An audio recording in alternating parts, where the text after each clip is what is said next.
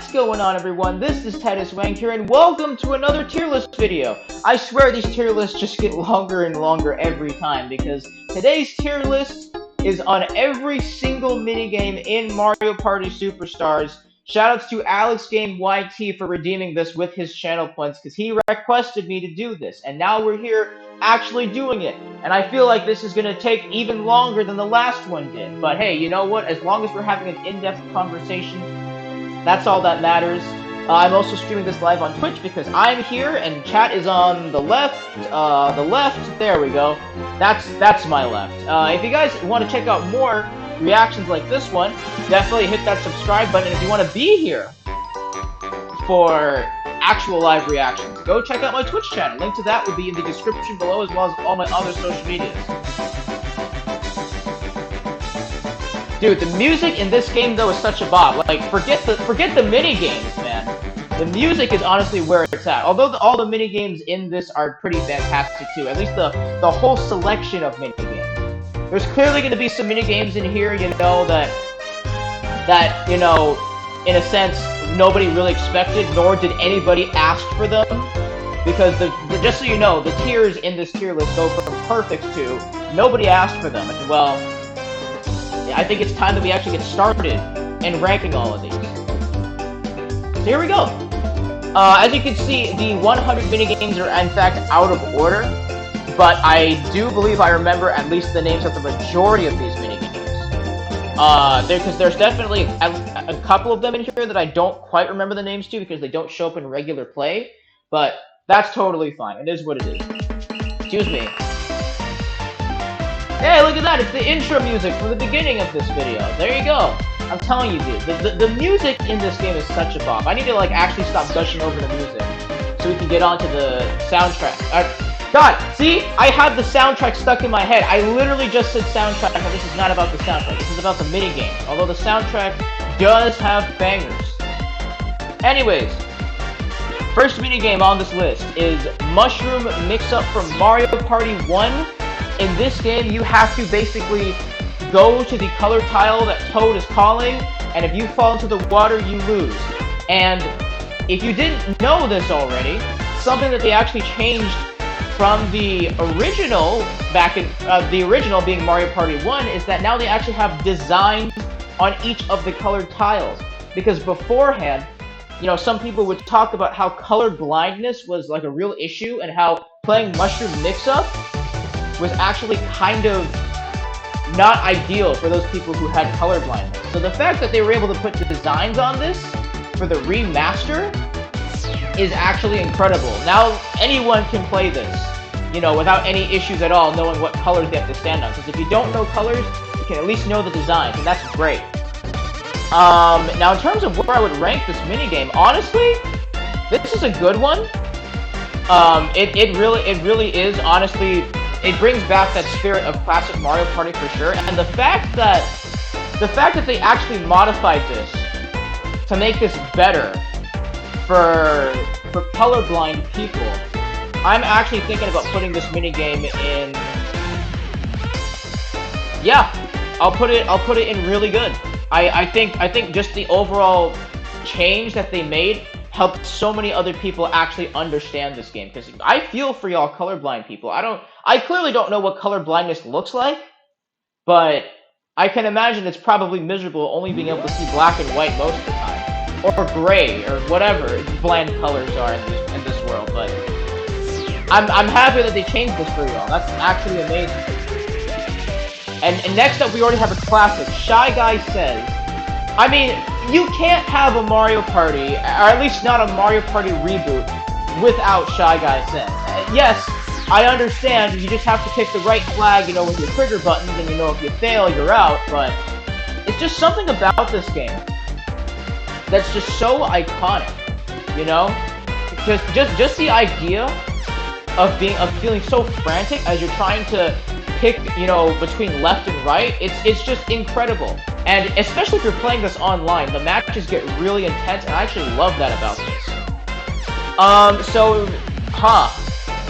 I mean, honestly, I don't know. I think for me, this would go in perfect. This is one of the GOAT minigames for sure. Yeah, I'll put it in perfect. I'll actually put it in perfect. Because, I mean, if there was, like, a tier that was a little less than perfect, that's probably where I would have put this. Because perfect is a subjective word for fans of the Mario Party series. But I will go ahead and put it in perfect, because I really do think it's, like, practically nothing short of it. If anything, maybe a tiny bit short, but it's incredible. Next up is... This is a Rapid River Race, I believe, from Mario Party 10. I do distinctly remember this minigame well because it was new in Mario Party 10. I'm kind of stating the obvious right now, but I do remember this because I did in fact own Mario Party 10, and I did play this minigame a lot. Now, I will say for the record, in Superstars, the sticks, like the stick movement in this is a little sensitive. So, you know, if you push like too far, or if you push too hard, basically, you're not going to be able to reverse that. And then as a result, you might end up crashing into urchins because, you know, the stick controls, the stick steering is just so incredibly sensitive. Or at least pretty sensitive. I do think this was one of the better minigames they showed off in 10, but in this selection of minigames, I don't know, man. I mean, the sensitive stick movement, it might ruin this for some people. I mean, just because I have nostalgia with this minigame, I'm gonna... somewhat nostalgia, because Mario Party 10 isn't that incredibly old, but I do have some attachment to this. I'm gonna say this one's meh. Like, it's alright, you know? If they had fixed the stick movement, maybe this would have been good, but meh. Alright, Crazy Cutters from Mario Party 1. Personally, I'm not good at tracing games. At least not, and especially not this one. I feel like I've actually gotten better at another minigame that I'll talk about later that also involves tracing, but this one I'm not really good at. I know this one's also a classic. For a lot of people, like I said, this is one of the first minigames ever in the series. But I don't know. It's yeah. By the way you play this game is you trace whatever object is being given to you, and if you're the most accurate, you win. And as a little Easter egg, if you actually score 80 points or more, your tracing actually comes to life. So, for example, if you're tracing a Boo and you get a score of say 85 points, your Boo actually comes to life, like it pops out of the ground and becomes a real life Boo, which is pretty cool. I don't know though. I'm not too crazy about Crazy Cutters. Ha, see what I did there? I think honestly this also goes in meh. I'll put this above Rapid River Race though, because I do like it slightly better than Rapid River Race, but I'm just not crazy about this one. Again, no pun intended. I know I keep saying that, but what's it called? I'm really not too crazy about it. Okay, this is Bombs Away from Mario Party 1, now the one that we're looking at. This one I did play on the original, actually. Well, along with Shy Guy Says, this was one of the minigames I distinctly remember playing in the one game of the original that I played. And this one's usually very hectic. There are times where, you know, the premise of the game is to... premise of the game is to not get hit by cannonballs and fall off the little piece of land there, and if you survive 30 seconds, you win, or just the last person standing wins. I don't know. It's like, this minigame was honestly also frantic in a good way. I could absolutely see myself. Sponsored by Purina One, not really. But anyways, I think this minigame is a decent one. It's definitely one of those games where you can absolutely see yourself, you know, freaking out with friends for sure. And I think just overall it makes for some good laughs. I've actually had some really, really good laughs playing this minigame on my channel. So, let's see, where would I put this though? Because I don't like it as much as Shy Guy Says or Mushroom Mix-Up, if I'm gonna be real here.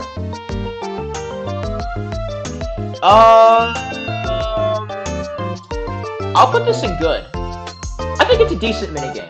It's definitely not one of the best, but it's a decent one for sure. Alright, Look Away from Mario Party 2. I remember playing this on the original. And you know, I think what makes this minigame iconic is the fact that they have the little music where it goes and then you actually have to try and look in the opposite direction, or in a different direction than the one person if you're on the team of 3 in order to win, like 5 rounds. And I don't know, just the fact that they also remastered this song and made this game look so much better, you know, in Superstars is incredible. And as a music nerd, I really do enjoy the remix that this comes with. I really, really do.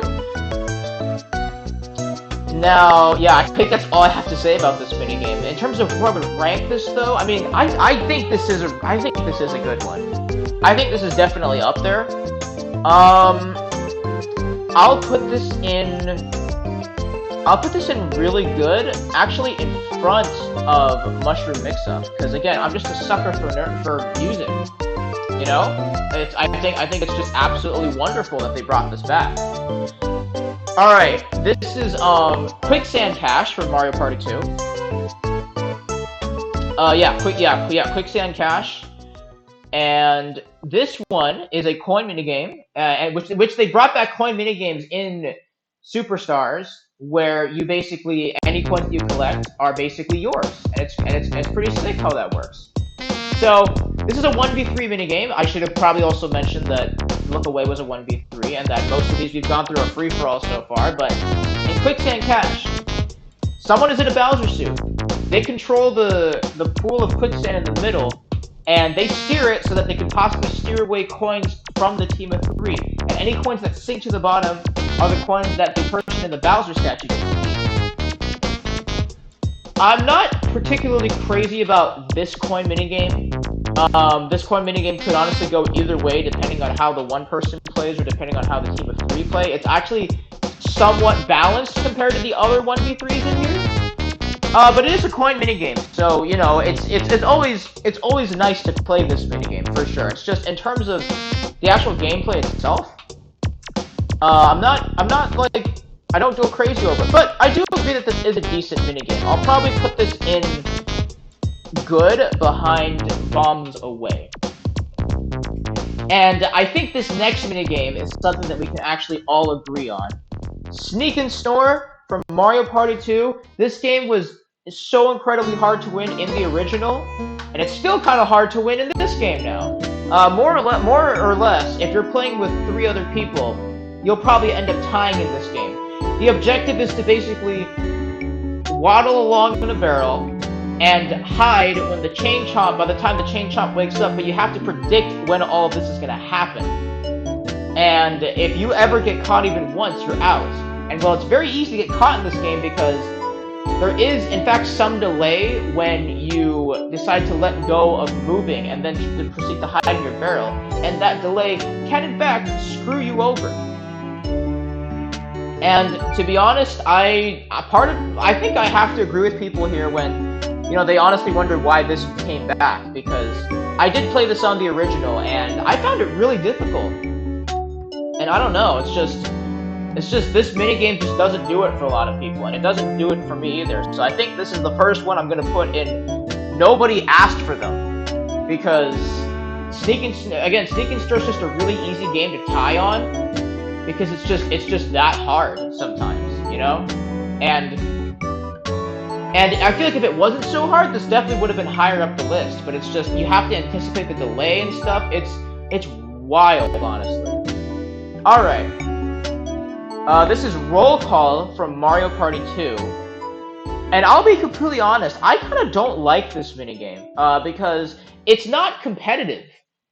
Basically, you have to count how many, I guess, moving things you see in front of you, whether that be bombs, toads, boos. You just have to count how many of them there are. And well, you can see everyone else's number as they're counting. So, and you can also, you know, go backwards. Like, say you made a mistake, you can take away 1. Like, let's say you counted 19 at first, but you counted 18, you can press the B button to actually reverse that count. So there's like a lot of leeway in terms of you messing up, and other people can see what exactly it is that you're counting, and well, that doesn't really make for a competitive scene in this. You know, there's actually another counting game in this that I actually like better than Roll Call, in my opinion. So I'm actually gonna put this in. I mean, listen, I like all these minigames to some extent, and but this tier list is just being very critique about how exactly they want us to rank these. I think I'm gonna put roll call in really bad, honestly. Because it's not competitive. It's lost the competitive state because you can see what everybody is counting, you know. And I feel like if that wasn't the case, you know, we'd be kind of doing okay over here. This would actually be an all right minigame. I'm not gonna lie. Ooh, okay. This one though, Bowser's Big Blast. This I played on the original, and to this day is probably still one of the most infamous luck-based minigames around. One of the most infamous, and for good reasons. Not only is this game, you know, remastered, but there's a certain mechanic that I'll talk about in a second that was not in the original. But in this game, you will want to avoid getting blown up, but it's complete luck. When all four of you are around, they start with 5 different switches. You just gotta make sure you don't hit the bad one, because if you do, you go bye-bye. And then as there are less players still remaining in the game, there are less switches to push down. And eventually, one person will be left standing, and they just win the whole thing. And this is a complete luck-based minigame. So, this is honestly my favorite out of all the luck-based minigames. And I think because it's the most infamous, a good amount of the community would also agree with me. But there's something else that they added in here that makes it different from the original. Now, whenever you push down a switch, they actually make you wait a little bit. There's actually suspense in this game. And that gets like your blood moving, your eyeballs popping, your butt cheeks puckering, you know? It's wild how a little detail like that can just change a whole minigame, and it's absurd. And to be honest, because of that mechanic, I'm actually really tempted to put this up there with Shy Guy Says as like being perfect, just because it's so silly and so fun that like it really is that good. Or maybe I'll put it in really good. It deserves really good at least. I don't know about. I'm actually starting to wonder if perfect's a nice place for it, because I mean, if I rank Bowser's Big Blast with Shy Guy Says, I mean that really says something. Well, but we're probably gonna put other minigames up here as well. So you know what? I will go ahead and put it in perfect. Actually, you know, say what you want to say, but Bowser's Big Blast is my favorite minigame personally. It really is. Or, well, not my favorite, but like my favorite luck-based minigame. Let me clarify. There's clearly a difference between me saying it's my favorite and it's my favorite luck-based minigame. Okay. Cake Factory from Mario Party 2. So I guess now we're going in order, kind of, sort of. I don't know. This is still. I mean, I don't know. It doesn't seem like we're really going in order for a long time here, but just here we go. Cake Factory, Mario Party 2. This is the first 2v2 minigame that we're ranking, and in this game, you gotta work together with your partner to create cakes. One person, and it's all about timing too, by the way. One person will have to time the cake first, or the other person puts the strawberry on top, and the team that creates the most cakes wins. So, that music actually startled me. I didn't know if my music stopped or not, but that's basically the premise of the game. It's simple. It's mainly a little bit of weird timing in it. I don't go crazy over this minigame, I'm not gonna lie. I would probably put this in meh, because you know it's an alright game, but it's not anything that I would want to play constantly, you know what I'm saying? That's just how I feel about it. Next one is Speed Hockey. Another 2v2 minigame, where you have to work together with your other person and defend your goal. Now the problem with this one is that the shell goes by so fast that sometimes it's really easy to score on yourself. And like it's really easy to score on yourself. It's actually harder to score on the other team more so than it is to score on yourself. And while it makes for some hilarious content, I can see how this could be a reoccurring problem for people. And I will actually put this in bad, honestly. I think this is worse than meh just because it's so easy to score on yourself. Like, real talk, it really is. You know? if you're all about winning this minigame, there's just so much luck involved because of how fast the shell can go. Eventually, someone's gonna score, whether it's in their own goal or whether it's in the team's goal. But case in point, it really is so easy to score on yourself. Oh boy, castaways. We are castaways. My least favorite coin minigame because this stick is incredibly sensitive when it comes to your control. So what you have to do is you gotta fling your stick like it's a fishing rod over to a single coin, a bag of coins, or a treasure chest of coins. The bag being worth 5 coins and the treasure chest being worth 10 coins. And you gotta just gain as many coins as possible in like a minute or so. I think you have 60 seconds to do this. The gripe that I have about this, and this is an actual gripe, is that the stick controls are so sensitive, you have to be so light on the touch so that the game actually recognizes what you're trying to do. And if y'all didn't know this, the reason why they have a warning message whenever you play this minigame is because people would sue over this kind of thing. People actually used to rotate their palms on the stick as a means of reeling their stick back in faster. And it created a lawsuit. Like, people actually sued Nintendo because gamers back in the 90s were actually splitting their palms open from rotating the N64 stick controller so hard. It was actually wild. And I don't know, it's just, honestly, this comes back many years later and it's still not, it still hasn't really held up that well. I mean, I'm only willing to like give it a pass to some degree because it is a coin minigame, and while you can earn money, it's still like just a wacky thing to go through. Just because it's a coin minigame, I'm gonna put this in really bad. This is maybe the one coin minigame I'm honestly gonna rank like extremely poorly because of how sensitive the stick controls are and all that stuff. Slot Card Derby from Mario Party 2. This made a return, obviously. I think I did play this in the original. And it's still the same old Slot Card Derby where you race, I think it's 4 or 5 laps. I don't remember the exact number, but it's 4 or 5 laps around the entire track. And first one to finish wins. And if you are taking too long, you will get just straight up bumped off the track, and that is an instant DQ. So you actually want to make sure that that you're at least going at a moderately comfortable speed so that you're not getting run over by cars, if that makes sense. I was never particularly good at this one.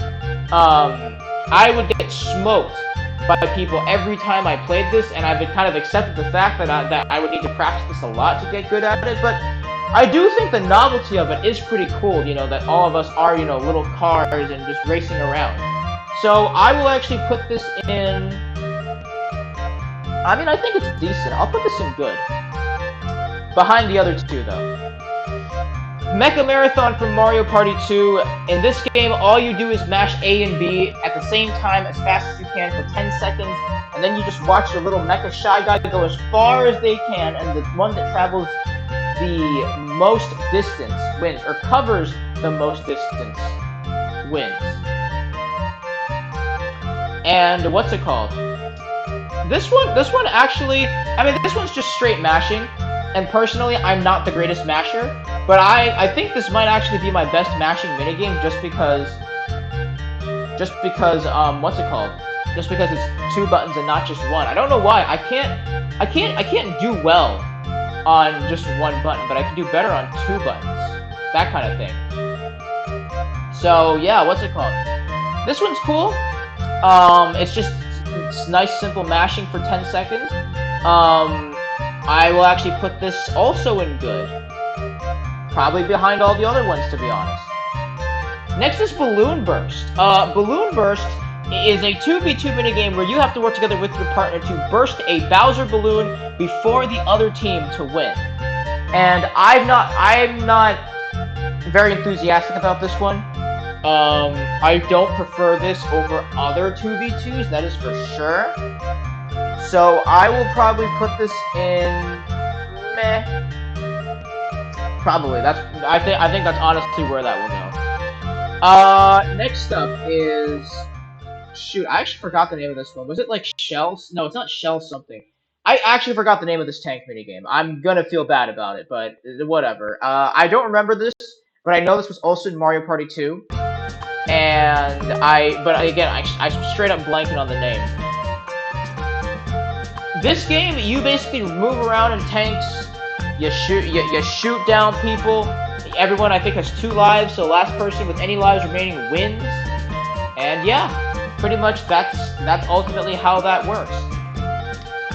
I'm not that enthusiastic about this one either. I mean, there are probably going to be some crazy moments where you can, like, juke out people and whatnot, but not crazy about this one either. I think this one also goes in man. I think I'm just ranking each one of these, like, below the other ones, to be honest. I don't really see a need to, like, move any of these up yet. Hot rope jump is a good one, though. Okay, so hot rope jump, you and your other opponents basically have to jump over a goodness gracious, great balls of fire rope, and once your booty gets burned, you are out. Like, out. As well as asking for the fire department to come put your booty out. Pause. This is a good minigame, because it tests how well your timing with the A button is, you know, since that's your jump button, and this can go to crazy numbers if you and one other person are juking it out. This is a very epic minigame in the sense that, you know, it's very intense. You know, you and a couple other people could still be, you know, murdering this minigame and still staying alive, all for 10 coins. Like, it's all, like 10 coins or double coins or whatever. Like, for the most part, for the reward that you can get out of this with, it's a little over the top, but I love it. And I think I'm actually going to put this in really good. Possibly above Mushroom Mix-Up, because I do like Mushroom Mix-Up, but Hot Rope Jump to me is just slightly better. Alright, Bumper Balls. Bumper Balls is actually a very safe minigame where you just gotta knock your opponents off the edge. Getting momentum really helps, and that's ultimately how you win the game. Now, I will say, I played this a lot in Survival, and I mean a lot, and I will say that this was a game that was like a nice safety net, because it was very easy to tie with one other person on this game. And, you know, I don't know, it's just the novelty of tying here is actually feels kind of good, to be honest. It's not like Sneak and Snore where everyone loses and that's what a tie is. No, it's like 2 people actually, excuse me, at least most of the time, 2 other people, you know, stay on their balls and are able to just tie it out because, you know, no one's able to gain enough momentum to knock their opponents down. And I feel like that novelty of tying is better than everyone losing and be called quote-unquote tying. So, I think for this minigame, I think it's decent. I don't think it goes crazy like some of the other minigames do. But I'll put this here in good, because I think it's a decent one. I don't think I really need to say much about this. This goes in Nobody Asked for Them. Honeycomb Havoc from Mario Party 2. Probably the worst luck minigame I think to ever exist in the entire series. Mario Party 2 freaking gave us one of the best luck minigames in the series and one of the worst luck minigames in the series. Honeycomb Havoc, you just have to hit a block that will either say a 1 or a 2 on it, and you basically, there are going to be fruits coming down either in 1s or 2s based on what number you hit, and you basically don't want to get a honeycomb in your basket, or that's a wrap. Now, I think I can say on behalf of everyone else here, we don't like this minigame because it's actually dumb luck and not at least suspenseful luck like Bowser's Big Blast, and it just takes forever. Again, okay, actually I shouldn't say that because Bowser's Big Blast also takes forever, or at least it can, but Honeycomb Havoc, I can tell you, probably takes like at least 2 to 3 minutes every time you're playing it. Bowser's Big Blast could theoretically end faster than Honeycomb Havoc. Could. Not, it may not, but it could. But I just really don't like how Honeycomb Havoc works. That pretty much goes down there with Sneak and Snore, which so far, it's only Mario Party 2 minigames in there. So far, but we'll probably get some other bad ones later. This is Balloon. balloon or bumper balloons. They actually did have I think they did have another version of this in Mario Party 8, but that was a 2v2 minigame. So, bumper balloons. In this one, you have to, Mario Party 2, by the way, in this game you have to, pop your opponent's balloons on the back of the cars, and your front has spikes on it, which is how you basically pop the balloons, and if you're the last one standing, you win, or if you time out with somebody else, you win with that person.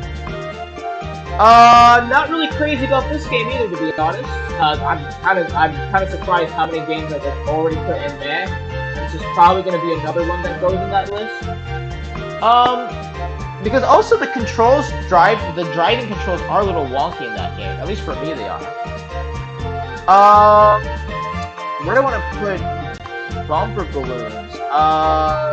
Maybe here, to be honest. I think smack in the middle of meh right now, because I don't really feel like this minigame, what's it called? That this minigame deserves to beat a lot of these in meh. You know what I'm saying? I really don't think so. Also, hold on, give me a second. I'm gonna quickly get the charger here for this, because my mobile dashboard's about to die. I think we have in line.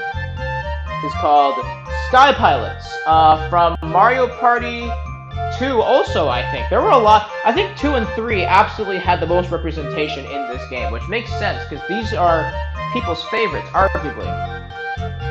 So, Sky Pilots. You team up with one other person, and one person controls the wings while the other person steers. Basically, you're trying to avoid obstacles and get to the end before the other team does. Not too crazy about this one either. I wouldn't say... I mean, this one isn't bad. It's alright. This one's alright. But it seems like this is also going to be another meh. Because, again, not really crazy about this one.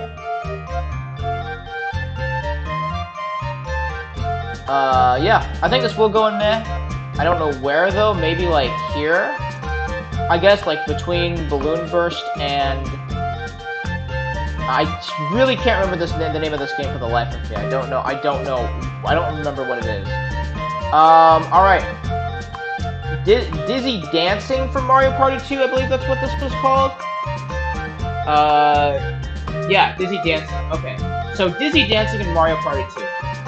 You get spun on a record player until you get dizzy, and then you have to somehow collect music notes with reversed controls, or like dizzy controls, and the person that does that, they collect those notes at the end, wins. Now, Alex, who redeemed this, is actually crazy at this game. Like, actually crazy. I mean, I can't recall the last time he's actually lost this, to be honest. He's just that good at it. I don't know. I mean, this game, I mean, why am I not crazy about a lot of these? I feel like I'm really about to put a ton of these in May. Like, if I really had to rank them based on gameplay-wise. Yeah, I don't know. I think maybe this would also go in May, but I gotta figure out, like, where exactly this goes in May. Maybe here, I guess? I don't know. I think that's honestly where it's gonna go. Oh boy, Hammer Drop. Now, if you don't know, the economy was a little bit broken in Mario Party, the original, and with this coming back from Mario Party 1, it's actually even more broken now, because you can, if you're like really good and you're stealing all the money, you can theoretically get up to like 100 coins from this minigame alone. It's stupid how it works. And well, you can get 100 coins with like double coins, if double coins are a thing for that minigame, but even then, you're still gonna get a chunk of change from this if you're just gatekeeping these from your opponents. You know, and while the economy is like a little broken in Superstars, this is like the best way, and I kid you not, the best way to get your money back. In fact, this minigame is so insane for collecting money that I'm actually going to put this in perfect. Yeah, it goes there. Like, behind Shy Guy says, and before Bowser's Big Blast, because Bowser's Big Blast might honestly be at the bottom of perfect for me, at least at the very end of all this, but Hammer Drop is just, it's too good for collecting money. It's too good for me not to put it in perfect. Alright. Arch Arrival from, I think this was, I think this is still 2, actually. It's still 2. We're still in Mario Party 2 minigames. Alright. In this one, what you have to do is, if you're the one person, you have to shoot down the other 3 in front of you. There will be a couple of other enemies for the one person to have to get through, but it actually gets harder if the team of 3 is able to split and just start moving in their own directions. And I mean, I don't know. I mean, this game really isn't favored towards anybody, really, because the one person can struggle, but the team of 3 can also just have really bad luck with enemy placement, like besides themselves, as the moving targets. So, I might actually put this in... I don't know. I mean, I guess this is another meh, to be honest. There's gonna be so many of them that are in meh, honestly. I'm actually surprised by how many I put in meh. Okay. Dungeon Dash from Mario Party 2, I believe. So in this game, you team it with one other person, and you time your left and right stick movements to actually move across the dungeon and be the first one to get out. Now there will be some obstacles in your way, like fireballs and thwomps that come down and squish you, which you lose a lot of time if you do that, if you get hit by one of those things, but otherwise a perfect run usually goes by pretty quick on this. And this might also be another meh game. I don't really, what's it called? I'm not really fond of this one, to be honest. I think this is honestly going to be another one that just goes in meh, because I'm just not... I'm not really feeling this one either. Where does this go? This might be one of the better ones in meh, to be honest. I think I'll actually put this, like, actually, yeah, you know what, maybe I'll put it there, to be honest. Because that kind of a race is actually pretty unique, but it's just, again, I'm just not crazy about it. Now, this next one I'm absolutely not crazy about, because this is, like, rock something. I actually don't remember what this one's called, because I really don't like this game. Or, no, sorry, it's called, no, you know what, it's called Rockin' Raceway from Mario Party 3. I do not like this one. The bumper controls for me being the things to move the thingy, the horse, I just really don't like that. Basically, you move a little toy horse all the way to the end. You can either get yourself 2 bad carrots, 2 good carrots, or one of each. The bad carrots slow you down, the gold carrots speed you up and allow your horse more stamina for a short amount of time. I honestly don't know. Well, actually, I do kind of know. I know this is going in at least bad. But how bad do I want to put this in there? I think I'll just say this one's bad. But it is bad. I don't typically like this minigame. I really don't. Alright, this one is, oh, I forgot the name of this one. Right, because, yeah, I am trying to, like, think of these names off the top of my head. You know, so it's not... So what's it called? So that's basically my point here. Like, I could search up what these are, but I want to test my knowledge of these minigames as well. This was some other Rapids game that I forgot what the name of it was, but this was a coin minigame where the one person, what's it called, steers the vehicle in front of them, the power cruising or water skiing vehicle in front of them. And the other 3 have to collect the coins that the single player does not get for themselves. And I will say, because this is a coin minigame, I do think that it definitely takes it up a little bit of a notch higher than what it would be if it was just a regular minigame. So I'll probably put this in good. But where though? Let's put this in, say, between Mecha Marathon and Bumper Ball. Let us continue on here. Storm Chasers from Mario Party 3. This one is a decent one. Basically, you're carrying a little potted piranha plant, and you have to run around chasing this cloud that's full of rainwater in order to grow your plant out to be the biggest, and if yours ends up being the biggest, you win. This really does remind me of those Steal the Spotlight games, where you really do want to steal the spotlight in order to win. But they just do this in a creative way, which is kind of cool. Also, I would like to point out too, notice how these next three minigames are all sort of like ring shaped in a sense. That's actually kind of cool. It's a task manager. It's a project manager. Bro, I don't need to be hearing about no task manager right now. Your work manager. Bring together everything your team needs to Storm get work Chasers done is a decent in one place. Visit I would put asana.com this to try in... Your music's still a bop, man. Music's still a bop. Yeah, here. Between Spot Car Derby and Mecha Marathon. Okay.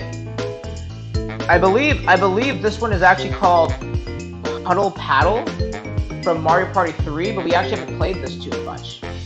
This is not a coin minigame that really shows up that often. Basically, you're teaming up with one other person, and you paddle in a boat.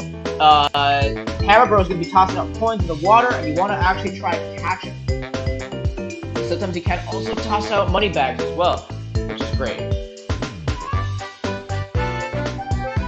Why is the music in this game such a banger? Anyways.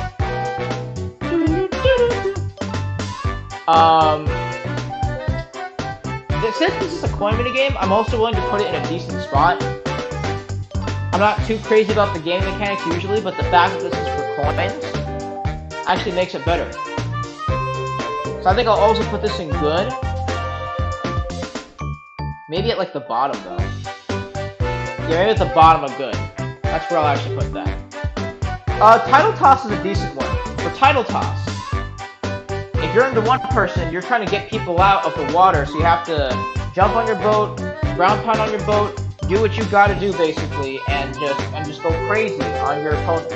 And the team of three have to stay alive, and hope that they can jump across a bunch of small waves and big waves. I think this one's decent as well. I don't think this deserves really good in my opinion. But we can probably make it work somewhere in good. Even though again I have a lot in good and a lot in meh already. Yeah, look at how many minigames there are that have like just a circle-shaped arena. That's kind of crazy. Yeah, I think that would go here, just above the minigame we just ran, which is Storm Chasers. Alright, Carousel Plummet. Now this one's a good one. You can actually theoretically get a lot of money out of this one, because this is your own individual doing. This is a 4-player minigame, and you basically open a parachute, you open and close it at the right time to get, you know, the money, the coins that you want. And it's just, I feel like overall everyone can earn a decent amount of money if it was, you know, split up. I think that's really cool about it. So, I don't know, Parasol Plummet. Does this go in, by any chance, does this in fact go in really good? I don't know that this does go in really good. I think this might have to go in, say, I think this one also, I mean, I'll put it in good for sure. Probably not very good. I was talking about very good earlier. Parasol Plummet, let's put that in.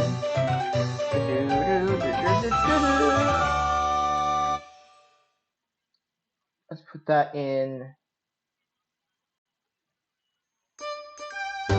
Probably here, I guess. Between Title Toss and Storm Chasers. Alright, this one is, I think it's called Etch-a-Sketch from Mario Party 3. I have not played this minigame that much at all. I really have not. Basically, you gotta trace a circle. You gotta trace a circle with your teammate to hopefully trap a toad in its place. And the first team to do it to 5 toads wins. I've done that before because I know that because actually before we used to time out. So it was really cool to actually see what happened if you did time out. I mean, this one I haven't even really seen that often to just really, you know, give many opinions about this one. So I'm probably just gonna put this one in meh as well. I'm gonna put this one in finish. And honestly, guys, I'm starting to like feel tired. So I'm gonna go like get some caffeine real quick. I mean, I guess I'm gonna drink my coffee now. I didn't think it would come down to this already, but I'm actually like, I feel like I'm starting to doze off a little bit here. So I'm actually gonna probably try and wake up a little bit because this water is actually not doing it for me. Yeah, or maybe I'll just go wash my face. I gotta actually save my coffee for tomorrow. Actually, all right, hold on. BRB. Messy memory from Mario Party 3. This one does in fact get your brain juices a-flowing because you do in fact have to remember where 10 objects were. Well, technically not 10 because they do leave some of them up there for you, but a few of these you do in fact have to remember for yourself, and basically the person with the best memory wins. Or if everyone's just that good, it's an equal tie pretty much. Oh, this one's a good one. I can see this being a good, but where though?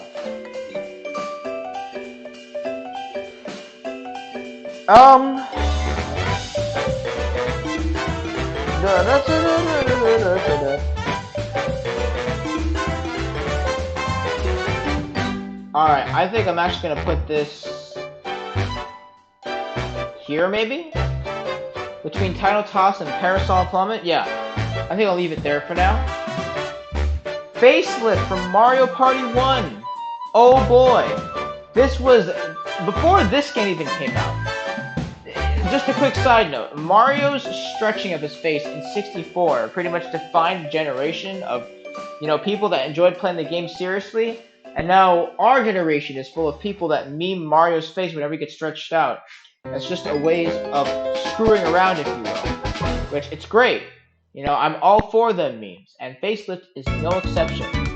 So, in Facelift, this is actually a Bowser-based minigame where you gotta basically create his face well enough so that you don't lose money. I believe a score of 80 points minimum. A score of 80 points minimum prevents you from losing coins, because usually this game's for a punishment.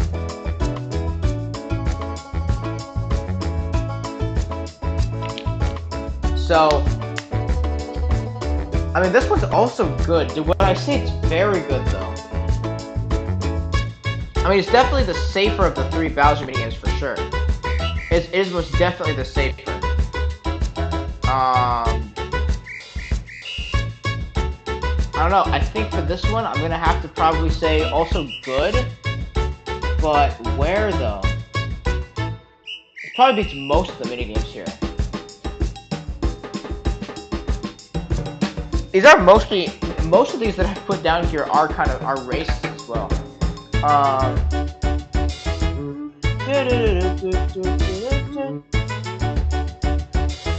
Alright, I think this one will also go in good, but I'm still trying to figure out where exactly.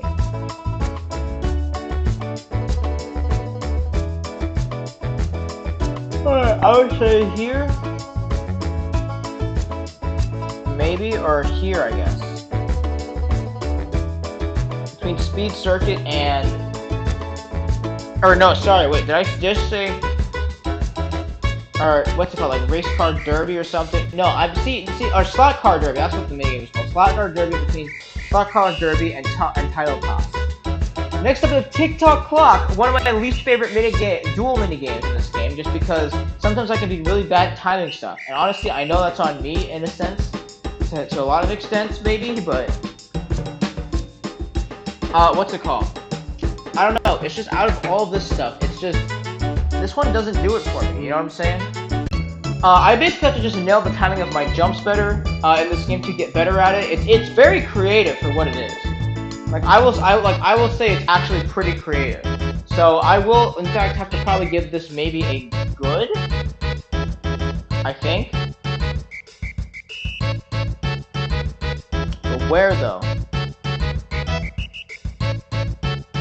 Yeah, you know, that actually sounds about right. I'll take that. Boulder Ball from Mario Party 3. So one person gets to be a person in a machine that spews out giant boulders, and if you're the team of three, you gotta dodge all of them. And this can go either way, depending on who it falls on. I mean, in this case, in sort of like a random situation here, if the one were to go against the three, well, it would be a little difficult for them to defend all sides if one person was going on one side, the other person was going on another side, and the other person was just going straight through the middle. Then I could see it being really, really hard to just do this kind of thing. So for Boulder Ball, I'm probably gonna go ahead and say maybe. Probably also good, but where?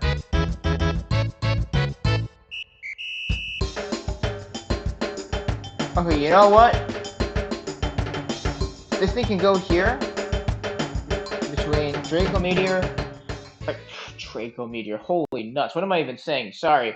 Facelift. We'll go in between. Oh, it's not facelift. Okay. Boulder Ball. We'll go in between Slot Car Derby and Facelift. All right. And good. Again, I have a lot of games in good right now because I do think a lot of these games are good. It takes a lot for them to be. It takes a lot in a sense for them to be over the top. That, or you had to do something drastic on your minigame to make sure that it can be accessible to everybody. The next minigame we're going to talk about is a 2v2 minigame that I actually forgot the name of, but basically you throw cherries to your teammate will drop them in the basket on the other side. I don't know. I'm not really a fan of this one either, but there's nothing like particularly wrong with this game, I don't think. So, I don't know. I might actually go ahead and also put this in meh. It seems like, again, the majority of my tier list is going to make good or meh minigames. So yeah. Where in meh though does it go? Maybe here in meh. Probably. That's where I'll put that for right now. Alright. This next one is called Vine With Me from Mario Party 3. It's the first dual minigame we're going to talk about today. And basically, you gotta time your swings on vines so you can get to the end first before your opponent does.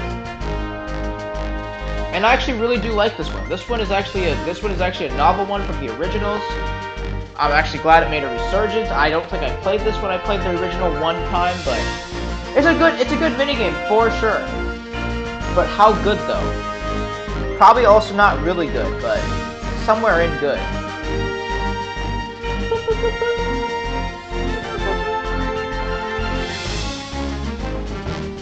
Maybe here? I guess, between Parasol Plummet and Storm Chasers? Sure. Okay, this next one I believe is called Spotlight Sneak or Searchlight Sneak, something like that. But basically, this one's really hard for the one player. If you're the one player, you have to dodge 3 different spotlights for 30 seconds, and if all 3 spotlights shine down on that one person, they lose.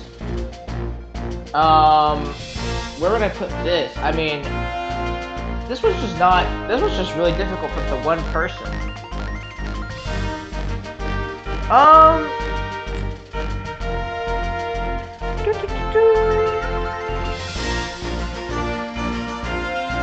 You know what? I'll go ahead and put this in meh, but it's gonna be in the very back of meh, just because I can't think of any other place to put it. I was thinking of putting it bad, but bad's a little strict for a game like this. I'm not gonna lie.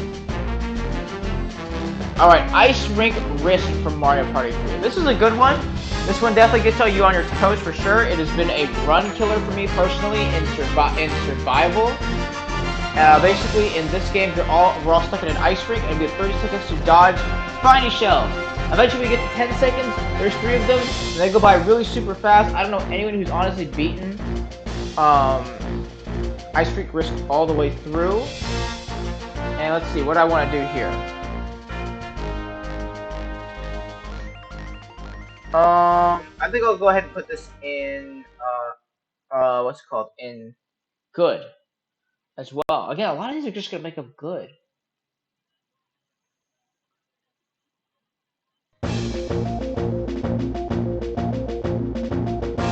yeah, there we go. Okay. Next is like that hide and go seek game that I actually also forgot the name of for some reason. I don't know why. But basically, this one's also complete luck in a sense. Oh, excuse me. Yeah, what's it called? This one's also really super luck based because the one person basically has to pick who they think the team. They have to pick the little object they think the team of three is hiding behind, and they basically have to catch the 3 people within 3 turns to win. So I believe they get 4 different options to choose from.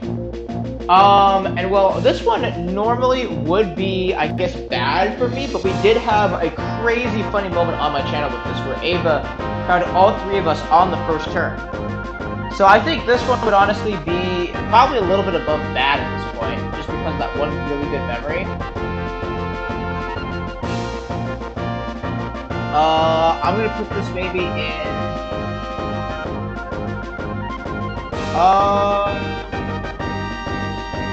maybe here, actually.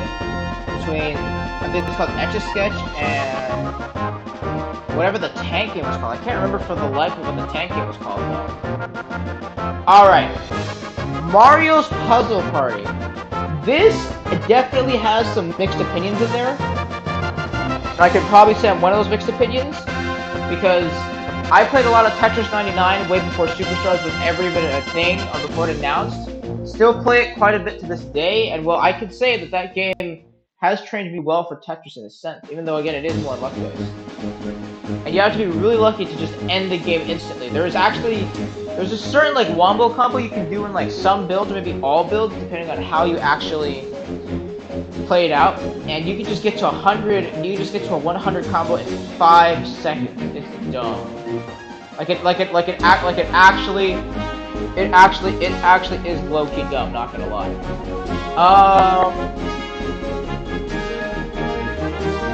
Let me see here. Where would I put Mario's Puzzle Party? For Mario's Puzzle Party, I'll probably go ahead and actually put this in good. I think this is actually a generally decent minigame. But where though? Oh, what was that? No, I'll put it a little bit higher. Maybe here? Mario's Puzzle Party? Perfect. Our next minigame on the list is called Chip Shot Challenge. Basically, Mario Golf in a nutshell, because what you gotta do, you gotta land your golf ball as close as you can to the hole. It is possible to get a hole-in-one, and that is considered an instant win. Pretty much the most you can do at that point is tie with the person who got the instant win, so that you can also get an instant win. And this one, I actually do really like this one a lot. As somebody who is a fan of Wii Sports Golf, this basically gives me like those kinds of vibes in a sense, a little bit. I actually think this one is like one of the higher tier minigames here. So I would say this one arguably would go in... This one might actually go in really good. Well, does it go in really good though? I mean, yeah, I would say it goes in really good. I know it takes a little bit of it takes like a minute because everyone has to take their turn, but it's really not bad of waiting time at all. Yo, Gold Giraffe Rig, what is up? How are you? I evolved now? You sure do. I haven't seen the Pokemon trailer yet that dropped apparently the same day as the Mario movie trailer, but I'll eventually watch it. Excuse me. Again, music in this game is still a banger though. Alright, now we have Cheep Cheep Chase. I believe that's what this is called. You are being chased by a giant Cheep Cheep, and your goal is to escape it. You gotta duck under spike balls along the way, or else if you hit too many of them, or you're not mashing the button fast enough, you will in fact get swallowed by the giant fish. And it's not cool, basically. So this one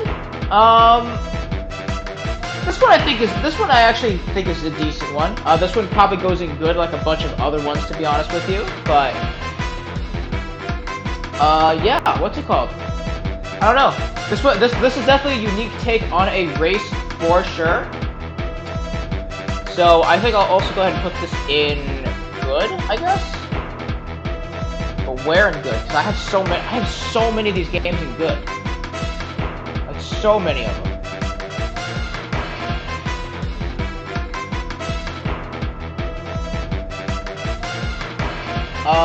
Maybe here? Oh, not. I don't know if that high up. Maybe like right there, yeah. I can see it being right there. Kind of smack in the middle of the good category. Alright, next up is... I actually forgot what this one's called, but this one is super unfair towards the one player. And I mean super unfair, because even back in the original, let's actually explain what each team has to do first. So if you're in the one player, you have to ride on a skateboard all the way to the end. And for the most part, you can't really screw up unless you're like actually that bad at timing your jumps and whatnot. For the team of 3, they have to keep ground pounding this one cloud in order to make Petey Piranha grow. And in this case, actually, it's Petey Piranha, because apparently in the original, it was just a regular piranha. So they're actually paying homage to Petey now, which is cool. And now that I think about it, this game is called Piranha's Pursuit. At least I'm pretty sure that's what it's called. Now that I'm actually thinking of you know, what this minigame's purpose was in the first place. But yeah, Piranha's Pursuit. This minigame is so incredibly rigged towards the one player. I kid you not. It is stupid rigged towards the one player. And in fact, it's so bad to me that honestly, I'm gonna put this in. Nobody asked for them. Like, low-key, I don't know why this minigame made a return. I played this in the original, honestly couldn't even tell why, you know, this was, what the point of this was, because it was so imbalanced, and it's still imbalanced to this day, just in 4K resolution. Alright, Coconut Conk from Mario Party 3. Also, this one's actually pretty unfair towards the team of 3, because the one person has to roll around so much and avoid, you know, getting conked by coconuts. And, well, it's very difficult to avoid these coconuts. That is for sure. I'm not really a fan of this one, and I've been the one person so many times in this. Mars Murder Mystery. Your voice is a podcast voice. This is Mars Murder Mystery. Wow, okay, that got a little bit dark all of a sudden. With Anchor by but here, there's nowhere left to hide. What's it called? So, this one's really unfair towards the one person. I've been the one person a lot. So, I don't like this minigame as much as others, and this is kind of saying a lot, because I'm gonna actually put this one in... I'm gonna put this one in bad, but at the top of bad. But I still don't like it because of how much I've gotten wrecked at this game personally, because it's so hard to be the one coconut player. Bounce and Trounce from Mario Party 3. This game, you gotta bounce on a pogo stick, hopefully, and you know, hopefully the platforms below you don't fall, so that you can still have a chance to actually stay alive in this. This one can be fun. I've seen some really insane clips of this actually, where everyone is like actually just vibing, and it's well, vibing and also sweating profusely, and it's great. So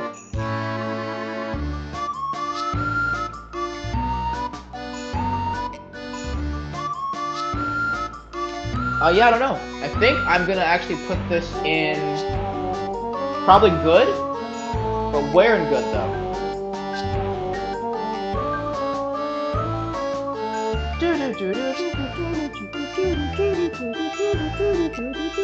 Maybe a little bit forward. Yeah, like right there maybe. Between I can't. Oh, River Raiders, is that the name of the game? Did I only just come up with the name of that game? River Raiders and Bumper Ball. God, how did I really only just came up with that. That's crazy. Okay. Motor Rooter. Another dual minigame that was brought back from Mario Party 3. This one is probably my favorite dual minigame, because it is, in fact, like racing through like a little tunnel here, and you're trying to avoid electric amps or else they slow you down. First person to cross the finish line at the very end wins it all. Excuse me. I don't know where I put this one actually. I think I maybe would also put this in good, but the question is where.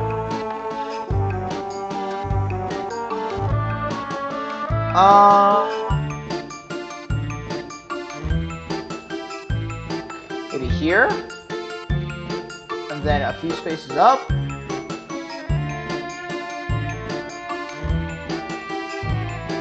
Yeah, like right there. I'm actually fine with that placement. Like, almost smack in the middle of the good tier, but just above it, I think. Mush Pit from Mario Party 3. In the original, actually, this was known, I believe, as like Toadstool Tour or something like that. Someone can let me know in the comment section below what this was called, but it went by a different name, I think, under Toadstool. But there's going to be a lot of blocks appearing around you, and you have to jump for which one you think has the Mega Shroom. And if you can successfully knock everyone out, you just win in one round. However, if you don't, it cycles again. Everyone has to find another block with the Mega Mushroom in it, and then they get a chance, or you get another chance at clobbering your opponents. Now, for this minigame, I don't know where to exactly put this. I think this would also go in good.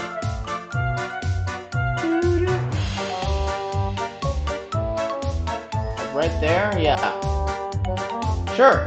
I think that would honestly be an okay spot for it. Let me just make sure I put that. Yeah, okay. So I put that in between Mush Pit and River Race.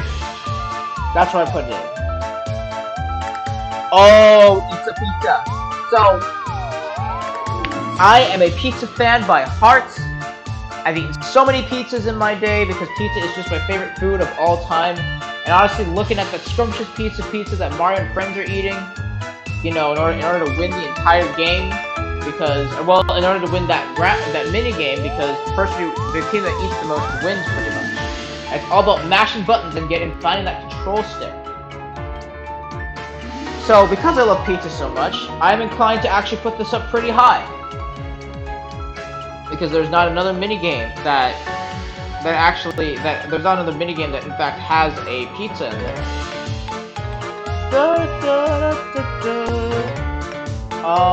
Yeah, I put this in very good.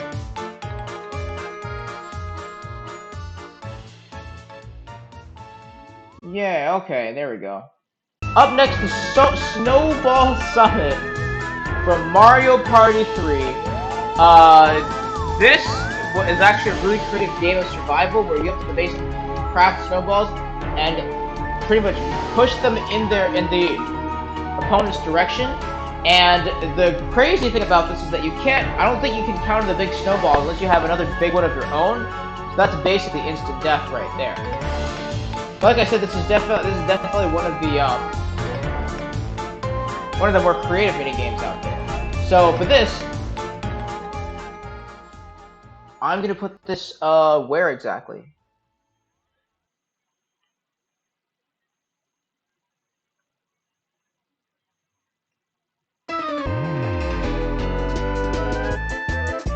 Oh, you know, I can put this in very good.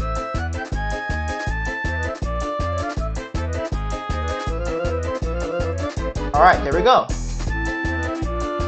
Okay, next up we have Money Belts from Mario Party 4, arguably one of the greatest Mario parties ever to some people.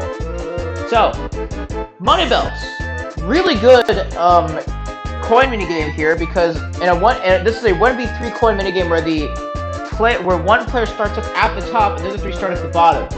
The advantage is that the one player gets to collect all the money first, but if they fall off their conveyor belt, it'll cost them more time than if the other three fall off their one conveyor belt. That's basically the premise of it. It's just if you have the one person, you pretty much are at an advantage until you fall off.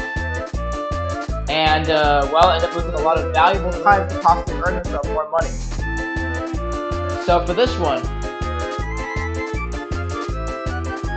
I think I'm going to actually put this one in... Oh, yeah, actually.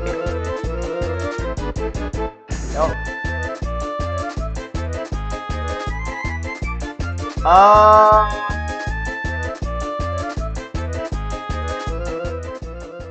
guess there you go. Wait, what? Okay. Alright, we're good. Okay. The next one on the list is Paths of Peril. Dum dum dum dum dum dum dum dum dum dum dum dum dum dum dum. Man, you don't get to hear this song too often. This is such a banger. I just watched the movie direct. Well, how did you enjoy it? I actually thought it was pretty good for what it was. This actually makes me more excited to actually see the Mario movie now, which doesn't come out for another 6 months. And yes, by the way, at the time of this recording, the trailer for the new Mario movie just came out. That's what me and Gold Giraffe are talking about right now. Anyways, next minigame is called Paths of Peril.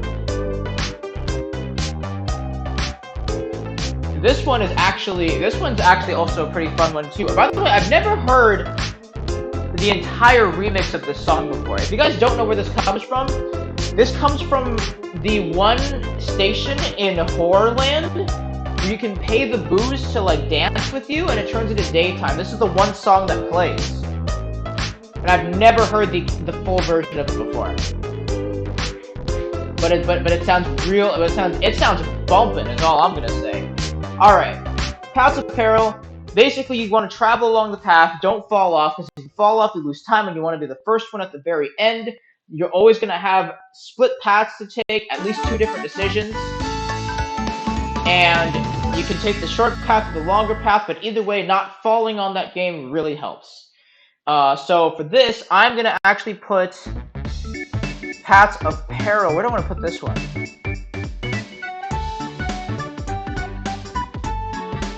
Paths of Peril probably goes in good, to be honest. One of the better good minigames, though.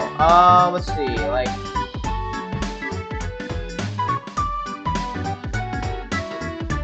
oops, wrong thing. I'm gonna say Paths of Peril goes in between Boulder Ball and Facelift, actually. That's where I think I'll put it.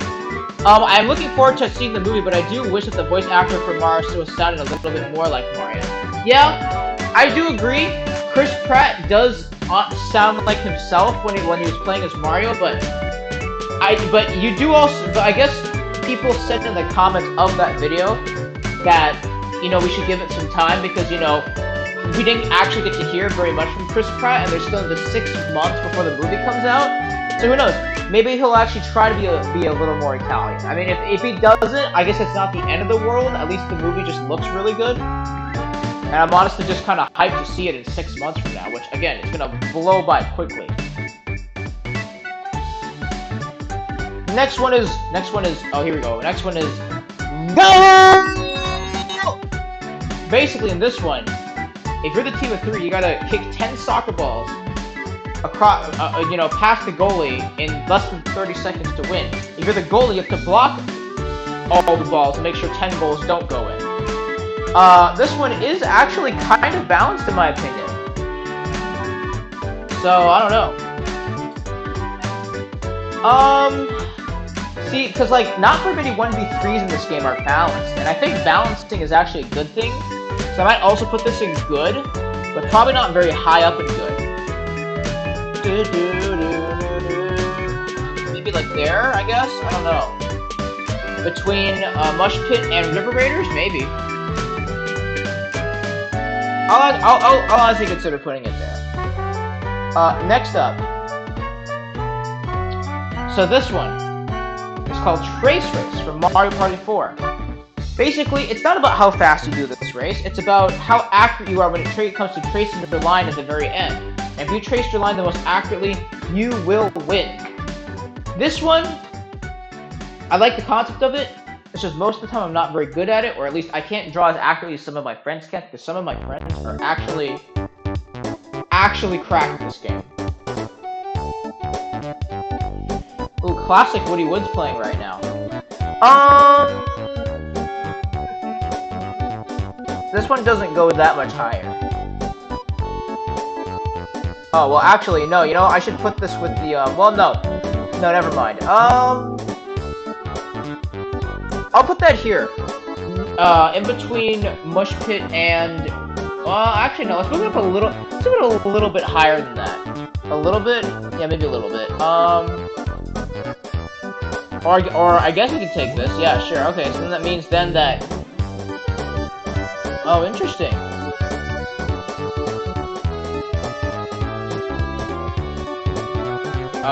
I honestly don't know what I'm honestly saying here. Hold on. I think, is this my final spot? Or do I want to move this up a little bit higher? Maybe a little bit higher. I'll put this in between Mecha Marathon and Mush Pit. I still think it'll be a good movie. Oh yeah, I definitely think so too. And Wang Bang is here. What's up, homie? How are you? I just got an ad, so I missed whatever you just said after I said hi. Oh.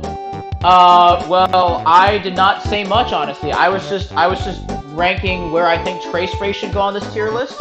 But it's good to see you, man. How are you? Have you seen the trailer for the Mario movie yet? I'm curious. Anyways, let's continue on with this tier list here, because I'm legit feeling sleepy AF right now. Like I am like just like I may just go to bed after this tier list, to be honest. Because yeah, because I did not get the best sleep this week, and I have work tomorrow early in the morning, and this is not it, Chief. Like with all due respect, this tier list is really fun to do. It's just, I'm clearly losing my focus in certain places. But I want to get this done.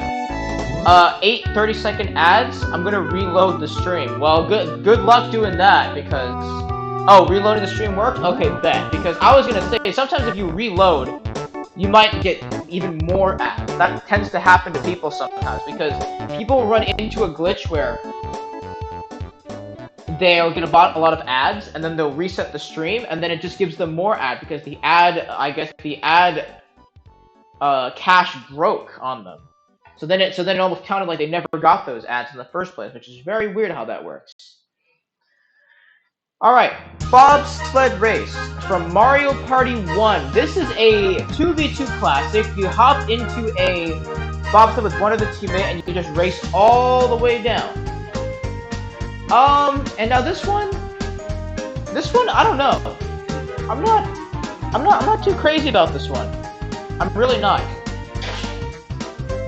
I think the novelty of you being in a bobsled is cool, but it's like, it doesn't do a whole lot for me compared to some other minigames. So I think this one will actually go in meh, but probably one of the higher mehs, if I'm gonna be real here. Like, maybe here. Like, in between Crazy Cutters and Rapid River Race. Weird, I got a single pre-roll and then saw the stream for like a minute and then had the 8 ads. I don't know then. Honestly, the 8 ads are Twitch is doing, because they want to try and get more revenue for streamers by giving them more ads at once. But it's low-key also been kind of annoying on the viewers' end. Okay, now you have another 8 ads. See, this is what I'm talking about. I don't understand why... I kind of don't understand why Twitch thought it was a good idea to spam ads. I thought it was like 8 ads every 30 minutes and then you're fine. But apparently now the refreshing glitch just caught up to Wang Bang, which is kind of absurd. Anyways, we gotta keep going here. What is... This is the volleyball game from Mario Party 4, I think? I've only played... there was a point where I actually grinded this out because I wanted to beat, like, hard computers on this. And it took me forever to beat hard computers on this game. But basically, you play volleyball with a teammate, and you want to try to score, I think it was 5 points on the other team? I really don't remember how this game worked in terms of scoring, but you just had to score a select number of points to win. I think you also had to win by at least 2 points. I did not play this one a whole lot, I'll be honest. So, because I don't want to like invalidate this by not remembering a whole lot about this one and a couple of the other ones too, I'm just gonna say this one's meh as well, but I'm gonna put this in the very back of meh. Booksquirm, yo! Alright. Booksquirm, to a lot of people, and I honestly agree with this, is one of the GOAT minigames in the entire series. Ever since this got introduced in Mario Party 4, people were popping off over it. It came back in this game. It came back in also in another entry that I'm not going to talk about for reasons that could wring my neck, but Booksquirm is back. In Booksquirm, you have to squeeze in holes in the pages and basically don't get crushed by the pages, and the last one standing wins, or you can tie with people. Either way works, but this minigame is one of the most innovative in the entire series for a lot of people, and it's just one of the GOATs. Like I said earlier, I'm actually going to put this, I mean, there's probably no surprise where I'm going to put this. I'm going to put this in perfect, yeah. Ooh, but the question is, do I want to make it number 1, though? Do I want to make this number 1? Because the thing is, I'm not as good at Booksquirm as I am with, like, Shy Guy Says and Hammer Drop. And again, in Hammer Drop, you just get a stupid amount of money, so... yeah, I think I'll actually go ahead and put Booksquirm in front of Bowser's Big Blast. I'm probably not going to make it number 1, but still. Really, really good minigame, low-key. Okay. Oh, and you know what? We're going to follow it right up with another banger from Mario Party 4, Dungeon Duos. This is probably one of the longest minigames in the entire series, but it's a good kind of long. Because you go out of your way... You honestly go out of your way to to go through a bunch of obstacles with one other teammate. It's a whole relay race basically inside a dungeon, and you have like 3 minutes to complete it before your time's up or something like that. But it's a whole series of stuff that goes on here, and it's actually insane. If you don't know what I'm talking about, you should play this minigame for yourself or search up how this goes, because again, there's a lot going on in this one. But again, for a really, really good reason. I mean, probably no surprise when I'm putting this one here either. Also going up in perfect. Probably like there, to be honest. Probably like right after Booksquirm and before Bowser's Big Blast, honestly. Just those 2 minigames right there are arguably the GOATs of the entire series. Both Booksquirm and Dungeon Duos, and they both come from 4. It's like, it is insane how much innovation 4's minigames had back in the day. It really is. Alright, now we have Reverse-A-Bomb, also from Mario Party 4. Basically, in this game, you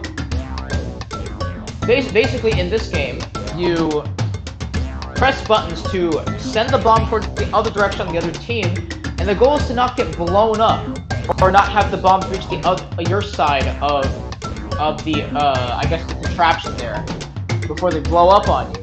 And I think once 10 bombs blow up on you or the other team, that the game ends. Now, this might be the one Mario Party 4 minigame that I'm just really not a fan of, because because one team usually dominates this. It's never a close game. There's always one team that always dominates this. So because you really don't get a lot of leeway on this game at all, I would say maybe this goes in... I would say this maybe goes in bad, honestly, but it might be the best bad minigame now. I'm just not really a fan of it, and just the idea that you can't... just the idea that it's so difficult to even catch up to one team, you know, once like one bomb blows up on you, you know, then the rest pretty much do, and it's not cool, man. It really just isn't cool. Ooh, okay. Coney Island! I love ice cream.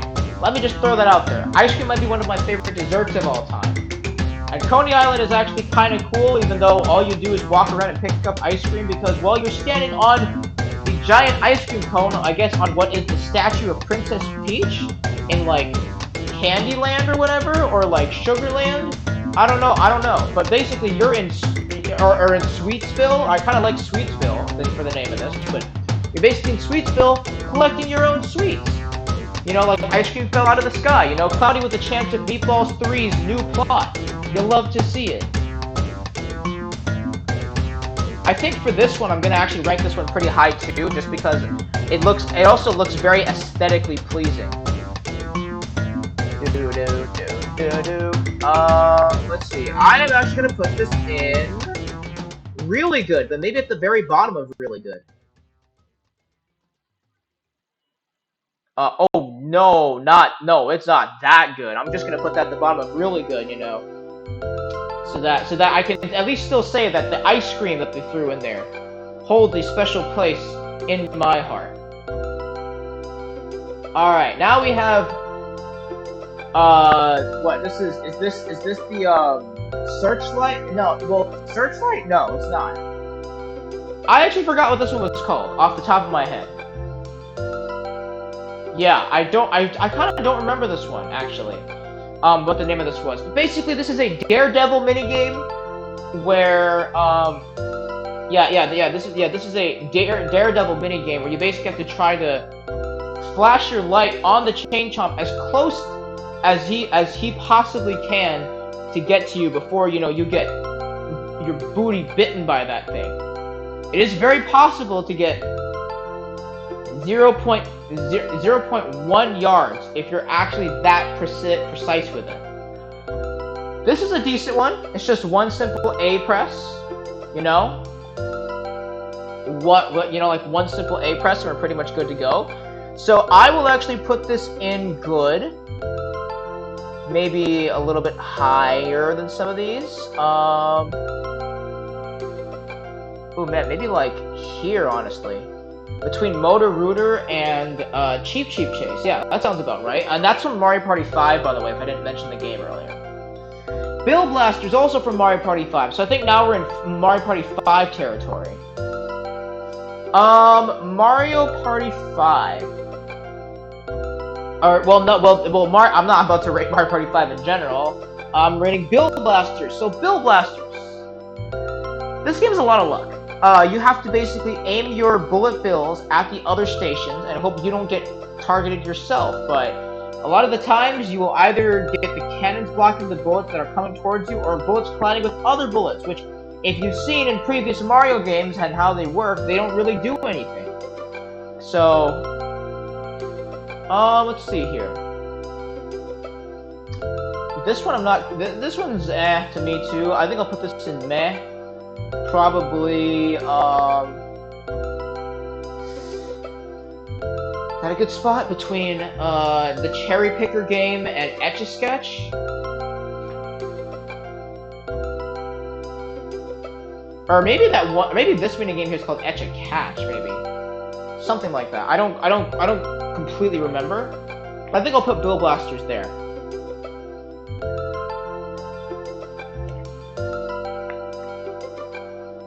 Dude, this what's it called? This Where's the Star theme is actually playing for a really long time on the playlist. That's kind of crazy. Alright, the hockey game from Mario Party 5. It's not called Speed Hockey, but it's like Ice Hockey or something like that. Didn't play this too much, but I did play it like a couple of times, and you know, it was kind of cool for what it was. Would I play it often? Probably not, but still kind of cool. Bum bum. Ba-da-ba-bum bum. Yep, this is the music whenever a battle minigame space gets stepped on.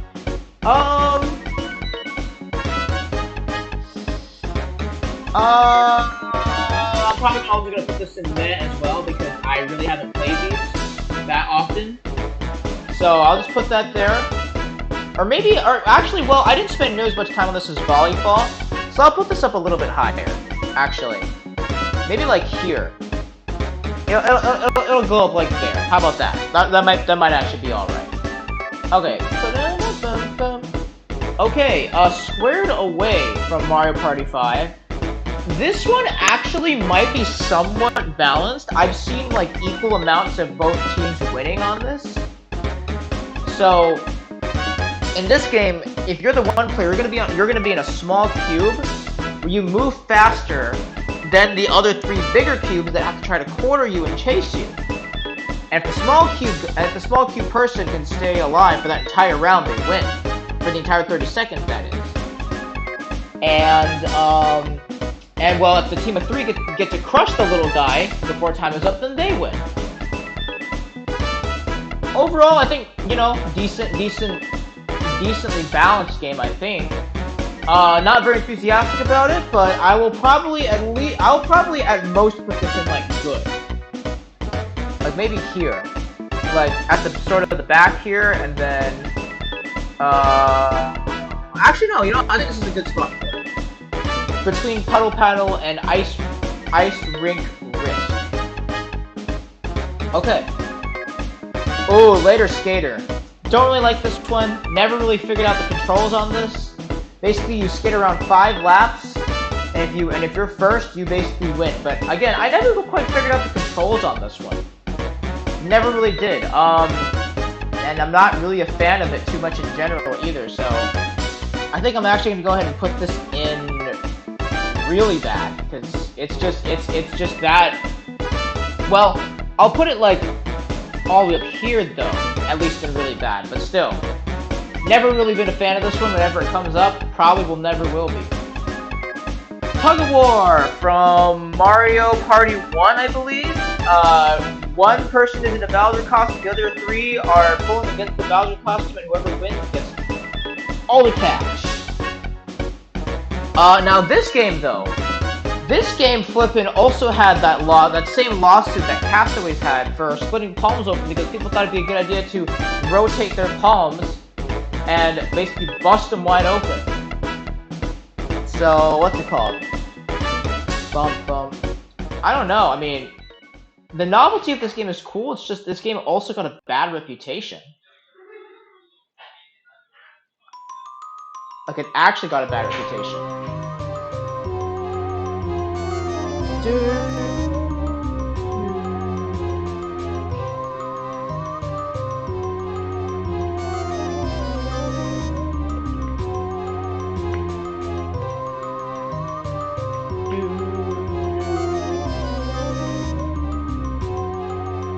Alright.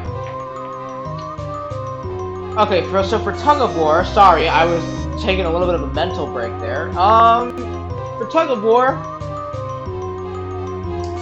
I don't know. I mean, I like the novelty of it, but it's just the fact that this got a lawsuit as well, you know, in the past, and they still had to put that warning up there just so people wouldn't do that. I think I'm still gonna put this in bad, to be honest. I mean, this probably beats this one and this one, but probably not the other 2. Okay, Dinger Derby from Mario Party 5. There was another version of this game in 8. I don't remember what it's called, but Dinger Derby is like the 8th version of this, but absolutely faster. So I actually do like this game a lot.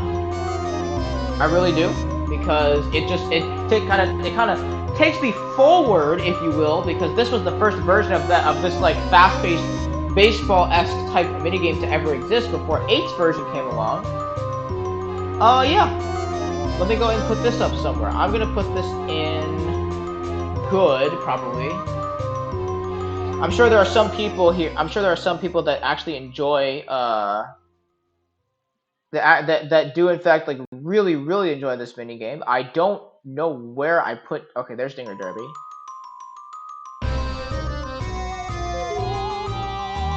There, between Title Toss and Messy Memory? Nah, a little bit lower than that. Maybe here. Maybe Dinger Derby between Motor Rooter and Nightlight Fright is what that one game is called. Okay, yeah, I'm definitely leaving it in that spot now that I remembered what that Daredevil Chain Chomp minigame is, for sure. Alright. Pushy Penguins from Mario Party 5. Probably one of my favorites from Mario Party 5. It's just so adorable. Basically, you gotta avoid the Black Friday mobs of penguins in order to stay alive and basically win. And that's simple. All you see is basically small penguins and big penguins. And then it's a wrap if you go into the water. So, you know, be careful about that. But this one's really good. I would say for this one, I'd probably put this all the way up in, honestly, really good. But where though? Where would I put this in really good?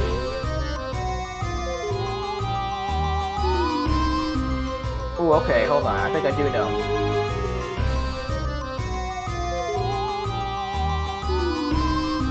Yeah, okay, so, I'll put it above Coney Island, actually. I think Pushy Penguins is better than Coney Island. For sure.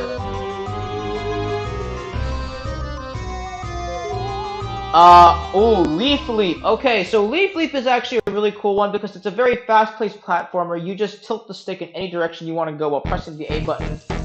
And there is, in fact, a limit to the beanstalk. If you're really that good and you don't miss a single thingamabobber, you could theoretically make it all the way to the top of that beanstalk. I do enjoy this one. I am a sucker for platformers. I'm not gonna lie.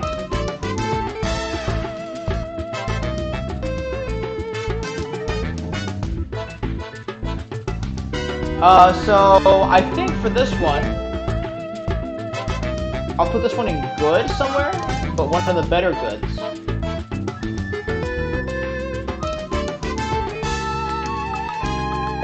Maybe like here actually. I'll put it like third in line from. I'll put it third in line from Quicksand Cash and TikTok Clock, and actually I'll move TikTok Clock a couple down. Or TikTok Hop is what this is called, not Clock. But they just sound so incredibly similar. Okay. Oh, this one's called Tube It or Lose It. Okay, so in this game, one person is in a very spiky snow tube, and they gotta pop the other snow tubes. Now, this game usually, I think, is also balanced. I've like heard that the team of 3 tends to win a little more on this. So... oh man, where do I put this? I think...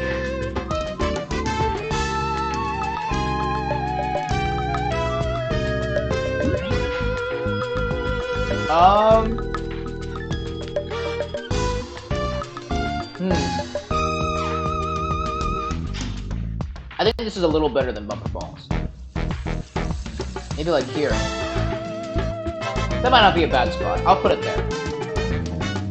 Okay, next up is a game that I cannot remember the name of. But basically, this is basically, there's going to be a giant spiky sweeper arm, and both teams... Chance Time music, the new Chance Time music, freaking awesome. Anyways, I don't remember what the name of this game is called from 6. I just know it's from 6, but basically you gotta jump over a giant spiked sweeper arm to avoid getting knocked out, and if both of your teammates get knocked out, you win. So, for this one is just straight jumping up and down, but I am willing to give it the benefit of the doubt in the fact that it is a very intense version of that game. So I'll also put this in good. But where though? Maybe like right there. Alright, there we go. Next up is, what is this? Oh wait, oh that's Rocky Road. Okay, I was like taking a really good look at it. Yo, Alex, what's good, homie? How are you doing? We've been going through the majority of these minigames already. And by the way, guys, this is the person who redeemed this tier list, so shoutouts to Alex. Honestly, Alex, I've been trying to go through this as best as I can for you. I think I've been blanking out though because what's it called? Apparently, I'm getting super tired, and my midterms finally ended yesterday, and I've not been getting the best sleep. In fact, yesterday I was up super late last night because I was trying to actually get stuff set up. Like, for example, I'll show this again really quick. But I had a certain title screen for this. It looked like this.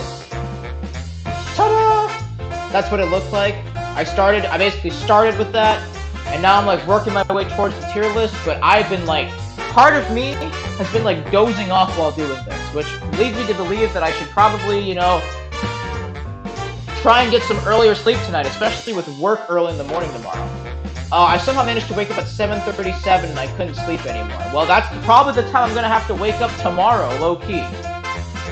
But, anyways, we've been going through these. We're gonna continue on. We've got, like, And like, I think about 30 more to go.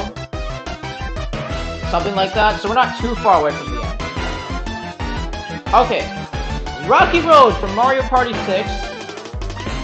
This one might be one of my favorite Mario Party 6 minigames.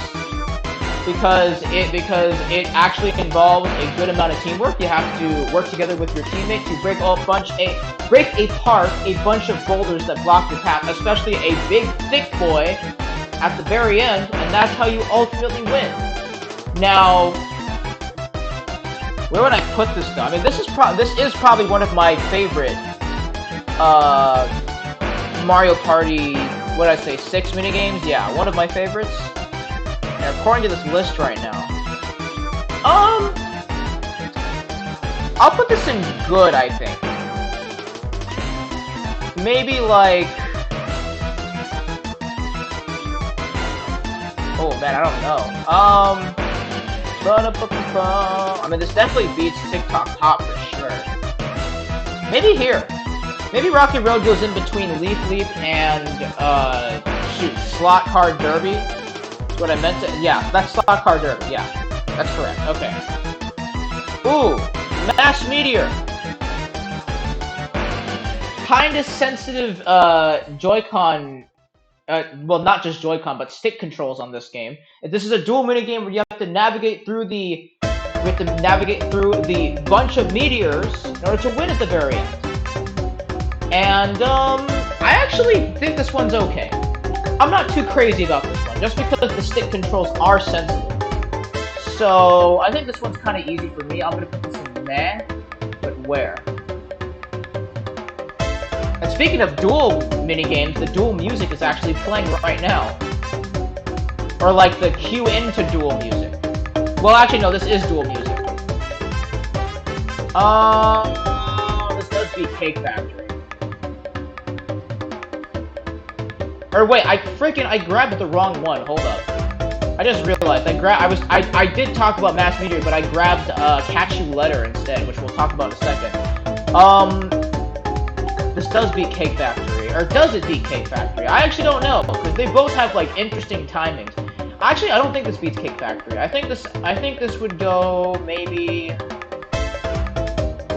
God, I don't know. Maybe after Balloon Burst? I guess? I guess I'd be okay with that spot.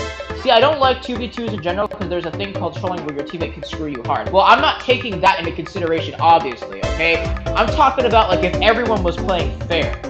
And, I mean, you can't screw each other in a dual minigame anyway. Like, that's kind of different.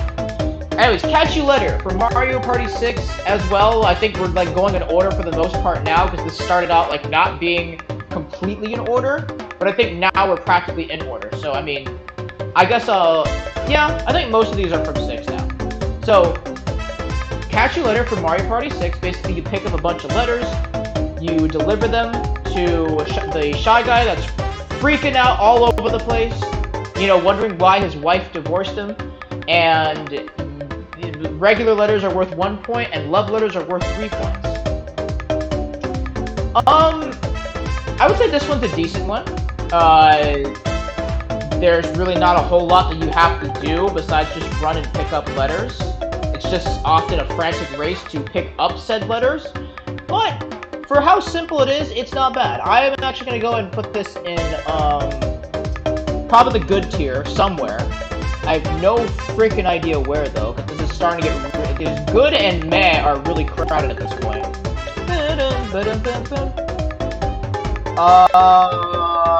I think I'm going to put this like right where Storm Chasers is, because Catch You Later and Storm Chasers personally give me the same vibes. And the same mechanics too, for that matter, because in both of these you're just running around, you know, trying to hunt for the said objective. Okay, Dark and Crispy. This game, this is one of the Bowser minigames. This is one of 3 Bowser minigames, and in this game, it's kind of dark, and Bowser's gonna chase you around and try to charge into you, while also breathing fire, and you can also fall off the platform. The objective is to basically survive for the 30 seconds that you have with this King of Koopas here, aka Jack Black. And there's the minigame selection music. Really, really catchy, by the way. But Dark and Crispy, where would I put this? Because where did I put Facelift? I think I put Facelift in good already.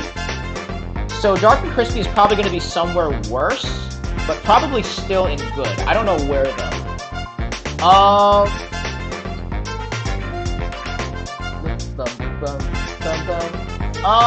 Maybe like, maybe here. I'm honestly gonna put it there right behind River Raiders. There was one time where I was trying to give Shy Guy a love letter and he kept running away from me. And that just happens in Catch You Later, man. That is nothing unusual, to be quite frank with you. Okay. Oh god, this game. Okay. So this game has a really cool name. It's called Trapeze Artist, but God is it so underwhelming for what its name portrays. All you do is just drop a cage on Goombas and pray to God that you get a gold Goomba, because those are worth 3 points a pop. But a lot of times, those gold Goombas will often juke you out. And this game is complete luck. You only get one shot to drop your cage, and that's it. I really don't think I have a whole lot else to say about this one besides nobody asked for this. This one's actually sucks. Something, because yeah, the luck minigames in this version are like all over the place in terms of how good they are or how bad they are. But this one's on one of the lowest tiers. This one might almost be on par with frickin' what's it called, Honeycomb Havoc. Like these two are just the lowest of lows in terms of luck-based minigames. Cashapult? Yeah, Cashapult. From 6 as well, again. Most of these are gonna be from 6. This one might be one of my least favorite coin minigames because you can only get up to 20 coins. But the other thing too is that The other thing too is that there's really not a whole lot going on. You're just jumping on seesaws twice a piece and collecting the coins in the air. And that's really all that is going on. And it is a coin minigame, you know? So it's like, I do have to cut it a little bit of slack because it is a coin minigame, but it's not going to be up that high on this list at all. I will put this in probably like the very bottom of meh. I'm this close to putting it in bad because there's just not a whole lot going on. But just because it gives you coins, again, I'll be a little nice about it and just say it's like on the verge of being bad. But because it gives you it does give you a good amount of, a decent chunk of money off of it. It's meh. I mean, it's nothing like Winner or Dinner. Well, what about Winner or Dinner? Hold on, we'll talk about that later, okay? We'll talk about Winner or Dinner later. Anyways. Oh, actually, yeah, see, now we're not in order anymore because this is Handcar Havoc from Mario Party 1. They somehow put this all the way back here for some reason. But Handcar Havoc from Mario Party 1 is, I think, one of the most iconic 2v2 minigames from that game. It is very easy to fail it, though. It is very easy for both teams to fail because you're going way too fast. And then it just ends up being a straight draw. That's the thing.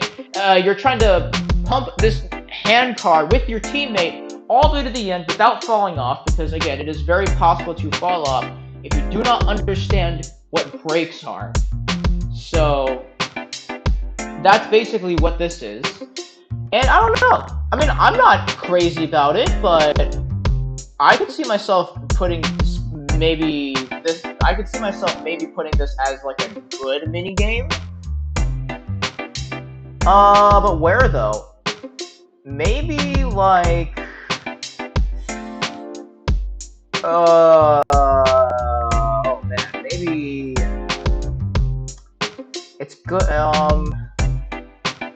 Maybe like I'm having a really hard time deciding on the exact placement of this.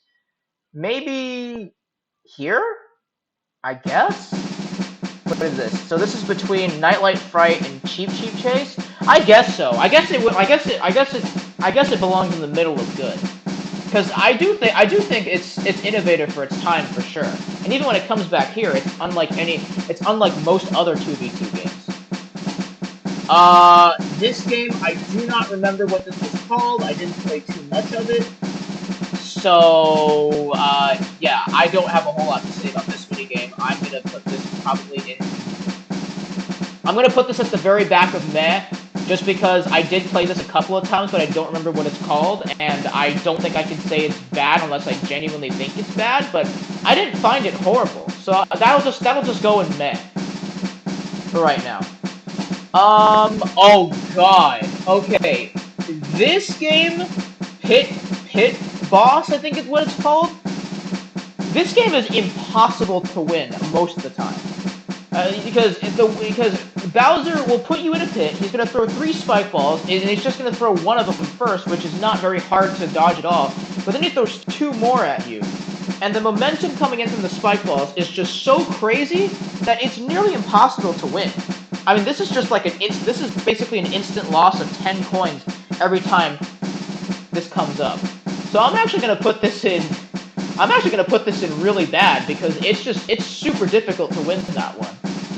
I'm not gonna lie to you. Like, if there's a game that comes up here where it's like the mechanics are either just bad or it's really difficult to win, then I can't see it really being a good minigame in the long run. Also, Messy Memory should not be good. It's literally a cheating minigame and it's too easy to win. But see, personally though, I don't cheat. Alright, I actually do remember my stuff, alright? And this is just coming from me, okay? If people cheat on Messy Memory, you know, then to each their own, whatever. But then hold on, I do have to think about this though, because I did talk about earlier how I made that same argument for roll call, because, you know, you can see everybody's names in roll call. So you actually do bring up a good point. Okay, wait, where is Messy Memory? I actually will drop this lower then. It probably won't get the same treatment as roll call, which I put in really bad, but it'll get dropped lower. I think it'll still stay in good, but it'll just be a lot lower than where it is right now. I think I'm gonna drop it to like...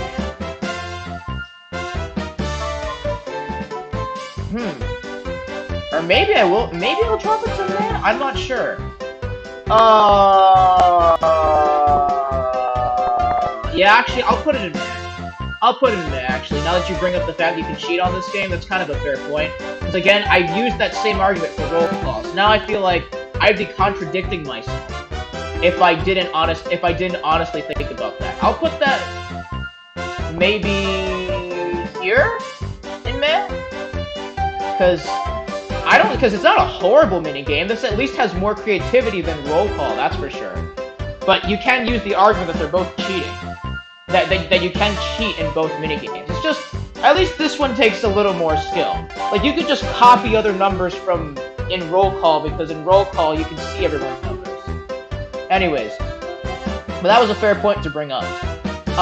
This one was called What Goes Up, I think, from 6, yeah. Like I said, I do enjoy platformers. This one I actually find to be really fun. In fact, I think I might like this minigame more than other people because I am a platformer person. In this game, you basically hop upon flying paratroopers to get as high as possible. It's similar to Leaf Leap from 5, except again, this time you're jumping on Koopas. Oh, alright, now where did I put Leaf Leap though? I put Leaf Leap here. So then that means because I think What Goes Up is better than Leaf Leap. So I might actually put this in really good. If I put Leaf Leap that high in good. So hold on. I'm gonna say does this beat Coney Island? I think it does. I think it also beats Pushy Penguins. Maybe even Snowball Summit. Money Belts. Does it beat Money Belts? I think it does. I think it also does beat Chip Shot. Wait, hold on. I gotta slow down for a second. I can't say it beats all of these. I think I'm gonna put it, like, right here after Money Belts and before Snowball Summit, because I actually do like this game. There are just times where I'm just sucking at it real bad, but I do like the mechanics of that game a lot. You just have to get used with like landing on the actual Koopas and stuff. Oh, and here's the results music for determining the superstar. I think What Goes Up is better than Leaf Leaf. Yeah, I agree, but not by a whole lot. Because, like, Leaf Leaf on my tier list is, like, just a few games off from where What Goes Up is. But they're both great. Again, as a platforming fan, I gotta say, like, even though they're both kind of similar, I do like how they're also different in their own ways. Oh, this one, which I think I forgot what this one was called.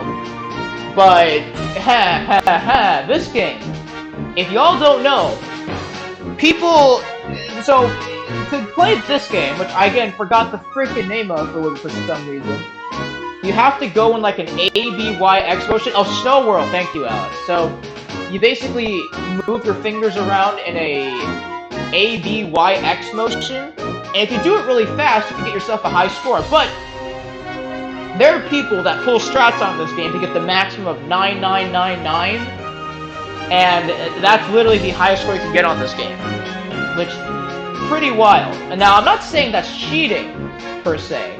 This isn't cheating like spying off of other people, you know, in messy memory or roll call. It's just people have just figured out how to exploit this game over time. I mean, I personally, if we're gonna take out the exploiting part of it, though, I like this game. It's definitely unique compared to most other games out there. It's not going to go up extremely high on my list, but I would say, just based on what I'm currently talking about it right now, this is probably at least a good for me. At least. But where does it go in good? Oh, Jesus, where did I put it? Oh, it went here. Maybe...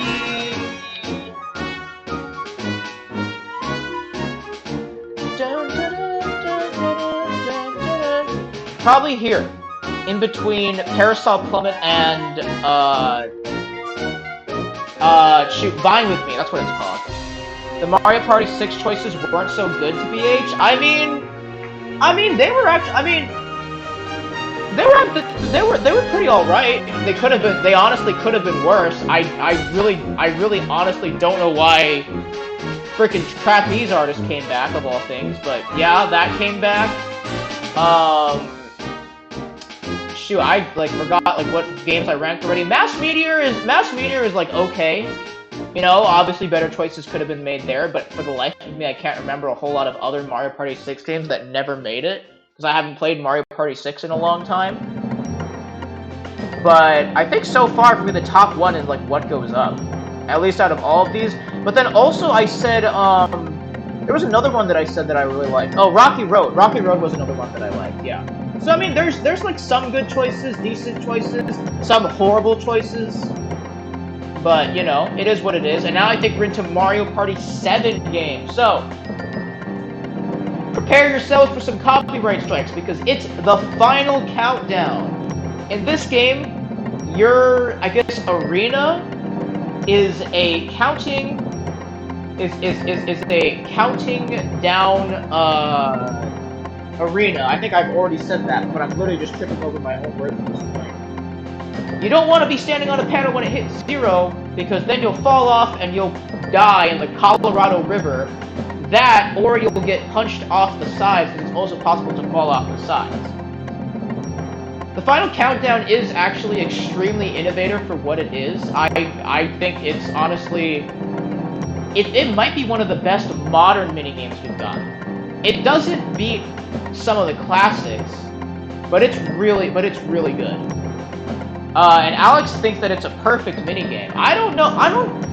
Is it perfect? I mean, if it's not perfect, it's really close, but I know are there still minigames up here that I would put as perfect? That's the thing. I don't know. Honestly, I don't know, but this definitely goes way up there for me. This might be like top 10 or top 15 for me.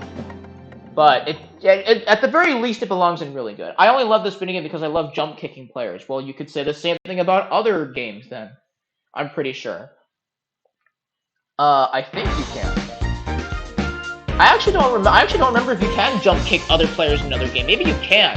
I know you can jump kick the rocks in Rocky Road, but that's not jump kicking other players. I don't freaking know. Anyways, I think this one will actually, yeah, this one will actually go way up for me. Now that I'm looking at this, I think this one will actually go in front of Mushroom Mix-Up for me. It's close between Mushroom Mix-Up and the Final Countdown, but I do think the Final Countdown is sort of like a better battleground than Mushroom Mix-Up for me. Which I'm actually surprised. Which, yeah, I think I said this was going to be in my top 10 or top 15. So there you go. It is somewhere up there for me. I have no idea what this game is. I think well, no, not no idea, but I didn't play it very much, so I don't remember what it's called. I'm also going to put this in meh because I played it a couple times, but, you know, it's not that I didn't enjoy it, but it's just I literally don't remember much about that game at all to even really have an input about it. Ooh, Spin Doctor from 7, the most random dual minigame in this pack of minigames. In Spin Doctor, you just have to hope and pray to God that the path of gates that you go through gets you a W. That's really all that it is. It's literally, it's basically luck, and I'm not sure how I feel about this. I'm almost tempted to put this one in either meh or bad, to be honest. Yeah, Spin Doctor is the worst right there. Yeah, of all the dual minigames, it is the worst. I'm not gonna lie to you. It definitely is the worst. Like, I know I struggle to play TikTok Pop well sometimes, but at least that one actually takes skill. This one's just straight luck. And a bad kind of luck, too. This ain't Bowser's Big Blast kind of luck. Where at least it's fun. Well, not to say that this isn't fun, but it's not nearly as fun as, say, Bowser's Big Blast. I actually will put this in bad, to be honest. I'll put this in bad, like, here. In between Reverse-A-Bomb and Coconut Kong. Because I'm just, it's just so distinguishably worse than the other dual minigames. It honestly just is. Pogo A Go-Go. So this one, the one person, this is a 1v3 minigame, the one person in the contraption has to steer the contraption to try to make the other 3 players on the pogo sticks fall into the holes. This one, I think, is like somewhat balanced. I've seen like about the same amount of times on both sides winning for this one, to be honest. We're already past this minigame, but we know exactly where this comes from.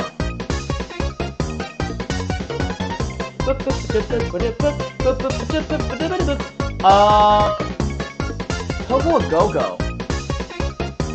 I think this belongs in good, but not very high up in good. Maybe... I think this honestly gets about the same treatment as Squared Away, to be honest. I feel the same way about Squared Away as I do for Pogo Go-Go. So I'm probably gonna put that there. Wow, see, they really put the Mario Party 1 minigames out of order. Now we're back to Mario Party 1 with Tipsy 30. This one's a classic, because you have to use a Koopa shell to unveil a picture before everybody else. And that's literally it. I think you can also jump, too, to maybe get somewhat of an upper hand, but I think the strat is usually that people don't jump. I think. I'm not entirely sure. Unless you've actually got your shell stuck in a corner. This one's good. I don't know where this would go, but probably at least high and good. I don't know about really good, though. That's kind of pushing it for me. I think this would be like... This would be like probably here. Between Rocky Road and Slot Car Derby. Again, really high and good, but I don't think it's really good. That's just me, though, again. Oh, okay. This might be my favorite Mario Party 7 minigame. Well, hold on, before we talk about this, let's see what Alex has to say. The 1v3 should be balanced, in which case both of the teams have a chance at winning, but unfortunately we got abominations like Coconut Kong, Tug of War, Piranha's Pursuit, and the loss continues. I mean, I think I put Tug of War in bad as well because of the lawsuit that happened. You know, people, again, were splitting their palms open on this game. Like, it's like, that's what, in a sense, that's what makes Tug of War especially bad, but I didn't put this at the very bottom because it's honestly still kind of a creative concept. And they still kept the Bowser suit, too, from the original on the one player, which is cool. But otherwise, yeah, not great. Mostly because of the lawsuit, not so much because it's not balanced. Alright, anyways, one of my favorite games from Mario Party 7, Monty's Revenge. Think of it as reverse whack-a-mole, because the objective of the game is to pop your head out of holes and get as much time out of the ground as possible before Monty Moles whack you. And ideally, you don't want Monty Mole to whack you either, because then you'll lose quite a bit of time. Dun, dun, dun, dun. Dude, now we're getting to the victory themes. Let me see. Oh, that's the tie from one. Okay, anyways. This one is going up really high, too. This one's also going up pretty high, actually. I can see this one being really good for me. This, I think, is really creative, and it's just the reverse of a certain other classic. Now, where does this go?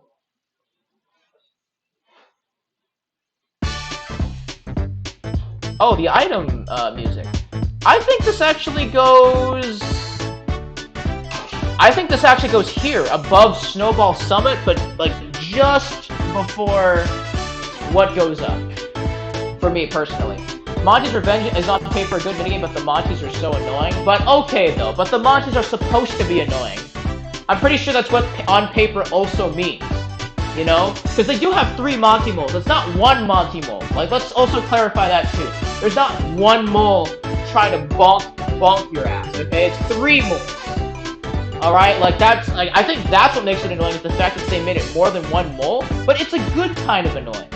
I actually like the challenge of reverse whack-a-mole. And the fact that they called it Monty's Revenge too, you know, knowing that Monty is the mole in the Mario universe, that's kind of genius. Alright, Pokepummel. I'm not good at mashing games. But this is a very fast-paced game where you basically knock down a Pokey in as fast time as possible. I think each part of Pokey takes a few hits, and then you're pretty much done. So, Pokepummel. I could see this being a good minigame. It's not meh, because I do like how fast-paced it is, but it's like good. Probably doesn't go up a whole lot higher from here, to be honest, but I'll put it like here, in between. No, actually, I'll put it up like 1 higher. I'll put it like right before River Raiders. That's Mario Party 3's victory theme. Yeah, but imagine 1 Monty Mole just constantly being on your butt and literally targeting you the entire time. Well, then good thing it's not just 1 targeting you then. Good thing it's like 3 that'll be somewhat distracted instead of just constantly targeting you. Because if let's say you're like in a hole on the complete opposite side from the Monties, then it's gonna take a minute for them to notice you and then eventually get to you and target you. Like, I don't think the Monty Moles are that ruthless in Monty's Revenge. It's just the number of them that like makes it a little annoying. But again, in a good way. The concept of Monty's Revenge is like kind of genius, and it's kind of made me surprised as to why we haven't seen this in like any previous games. Period.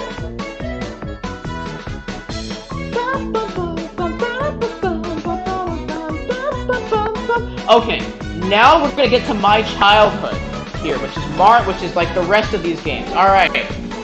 Unfortunately, which I kinda understand because they wanted to eliminate motion controls entirely, and this Mario Party game had practically nothing but motion controls. but unfortunately, only 2 minigames made it into Mario Party 8, and there's no free-for-alls, there's no 1v3s, it's just 2v2s. And the first one we're going to talk about is honestly the better one of the two, because it's a coin minigame, and who doesn't love money? Winner or dinner. In this game, you team up with one other person, and you basically collect coins on the oasis while avoiding spiny shells and the piranha plants that yeet you out of there. And also, I love how they kept the original ending of everyone died, the end. If you know what I'm talking about. Yeah, Mario Party 8 got hit hard. It sure did, and I wish there were more games in this, but I also understand that they tried to make this, like, motion control free, and unfortunately Mario Party 8 was just, oops, all motion controls.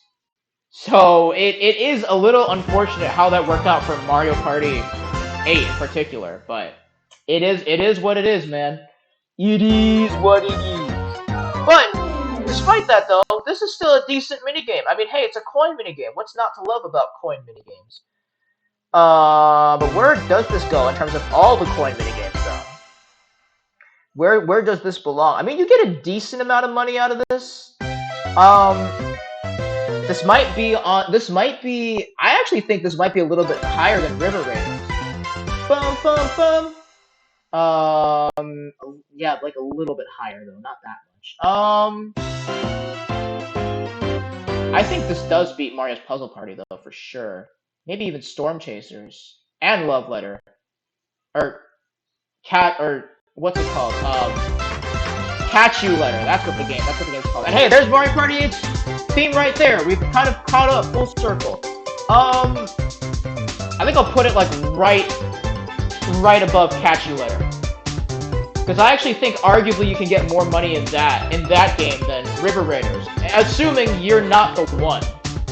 Because in a 2v2, you have a better chance of getting more money. Yeah, but they simply could have changed the controls and made it like a button control one. Of course, it's not possible with all, but it is possible with some, and they changed the controls to a lot of the minigames. Hey, there's the tie theme as well. Well, I mean, yeah, they kind of did a little bit, but most of these, I think, stayed the same. It is a shame they couldn't really do that for 8 at all for the most part, but again, it is what it is. I mean, hey, if people are happy that 8 didn't get much representation because of how motion control based it was, then I guess that's understandable, but like, man, I kind of wish more of my childhood was in this, in HD. That's 9 and 10, which we'll get to in a second, but we got one more the Mario Party 8 minigame to talk about, which is called Paint Misbehavin'. This is a unique 2v2 minigame where you have to paint more Goombas than your opposing team, and it is possible to hit each other with your opposing paintball, and you can also get hit too, vice versa, if the opposing team is that point blank. And the other unique thing about this minigame is that there is always an odd number of Goombas, so that one team will always win. It is never a tie in this game. There is always going to be a winner somewhere. Unless, for whatever reason, one Goomba doesn't get colored for the entire 30 seconds, which is so incredibly rare as well. Like, it's so hard to miss even one Goomba out of the, I think, 11 that they throw in here. And they also keep the ending, too, where the losing team actually gets, like, where the ending team gets targeted for getting splatted the winning color, which is also kind of funny. I like that they kept that in there, too.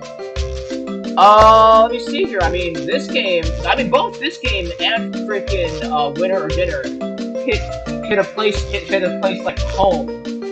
But I do think Winner or Dinner is better than Paint Misbehavin', because again, Winner or Dinner just by default coin minigame. Who doesn't like coin minigames? So, unfortunately, this means this can't really be too high up and good.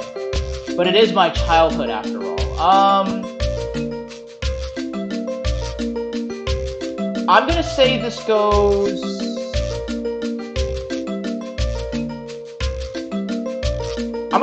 here. Just below River Raiders, but above Pokey Pummel. At least then in my eyes, it's still a decent minigame, even though again, I know 8... In my eyes, I think 8 should have gotten better treatment, but it's honestly whatever. Okay, this minigame is glitched. In my minigame record, fitness behavior is always the first, and then ads. Is it glitched because you get so many ads whenever we talk about it on this channel, Alex? Is that how this works?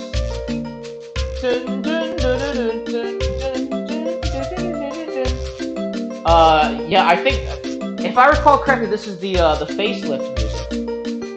I don't know, anyways, we're down to the last few minigames here. Mario Parties 9 and 10, and I think I see one actually from 6. I don't know why that's in there, but whatever. Anyways, 9. Let's start with Mario Party 9 here. So this game is called, excuse me. This game is called Goomba Spawning, and in my opinion, it is way better than Roll Call. This is the other counting minigame where you have to count all the Goombas that come by, but the really hard part, or like the two difficult parts about it, is that you can't see your score until the very end, and you also can't see other people's scores, and you can't go back, like and like subtract 1 if you think you messed up. Like, you just have to roll with it. But I think, in my opinion, that this kind of challenge is so much better than seeing other people's numbers and like straight up just copying them.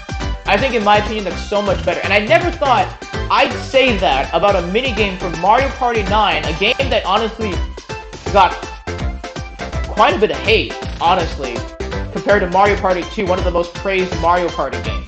This is like one of the few things that Mario Party 9 has over Mario Party 2, and I'm not afraid to say it. So this one again, I think is so much better. I don't think it's really good, but it's good.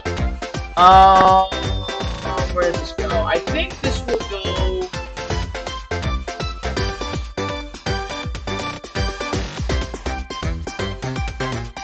I do like that minigame more. Okay, I'll put it in here in between Gold and Mushroom.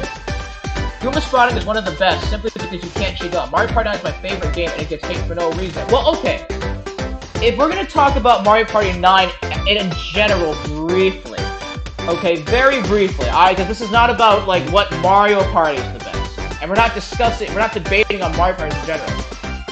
I think, personally, the reason why Mario Party 9 gets hate is because after 8, it became so different. And I mean, I give credit to Nintendo, you know, for making changes, right, and trying to switch it up, but it's just, it did get a lot more complicated, because in the original Mario Parties, you had to like keep track of maybe what, like 5, 6 spaces, you know, maybe a couple new spaces would get thrown in, but that's it. In Mario Parties 9 and 10, you had to keep track of like 20 different spaces, and if you didn't have the manual, you had to play through the game a few times just to understand what every space did. And I can kind of see that being a little frustrating for people. Personally, it wasn't frustrating for me. I just enjoy every Mario Party as it is, and my cousins, like, I played that game with my cousins and actually had fun with it, you know? So, I mean, I personally wasn't too bothered by it, but I can see people being bothered by the fact that they changed it so dramatically that now it's just, like, what the F's going on, you know? It's not your typical pay 20 coins, get a star anymore. It's collect mini stars, but then also worry about dice blocks, mini games that you know, what's it called, like mini games that had a whole different system in that game, because you actually had to land on mini games, or if you weren't getting a mini game for a while, they had to force a mini game upon you, because it wasn't like a turn-by-turn basis anymore. And then you had to also worry about like unlucky stuff. You had to worry about like Bowser like screwing you over like possibly more than once. There's just a lot of things going on. There was also the captain events happening too, that kind of thing. So just overall, there was a lot of stuff that happened in Mario Party 9 that the community just wasn't ready for and was honestly more baffled by it than anything.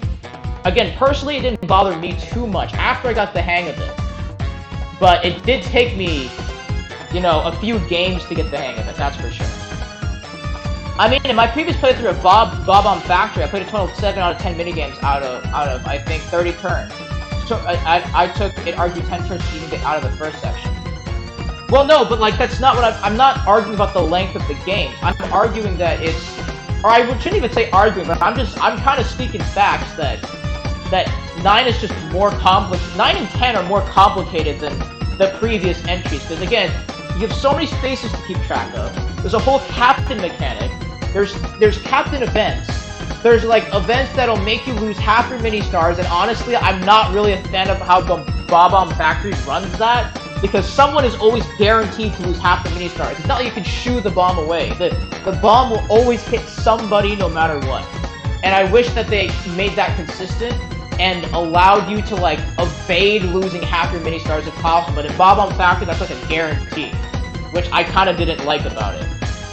Anyways, this is not about the boards, this is about the minigames, so let's get back into the minigames here. Tackle Takedown from 9. This game, I feel like, is more favored towards the team of 3, especially if you're playing with a big character like Wario or Donkey Kong.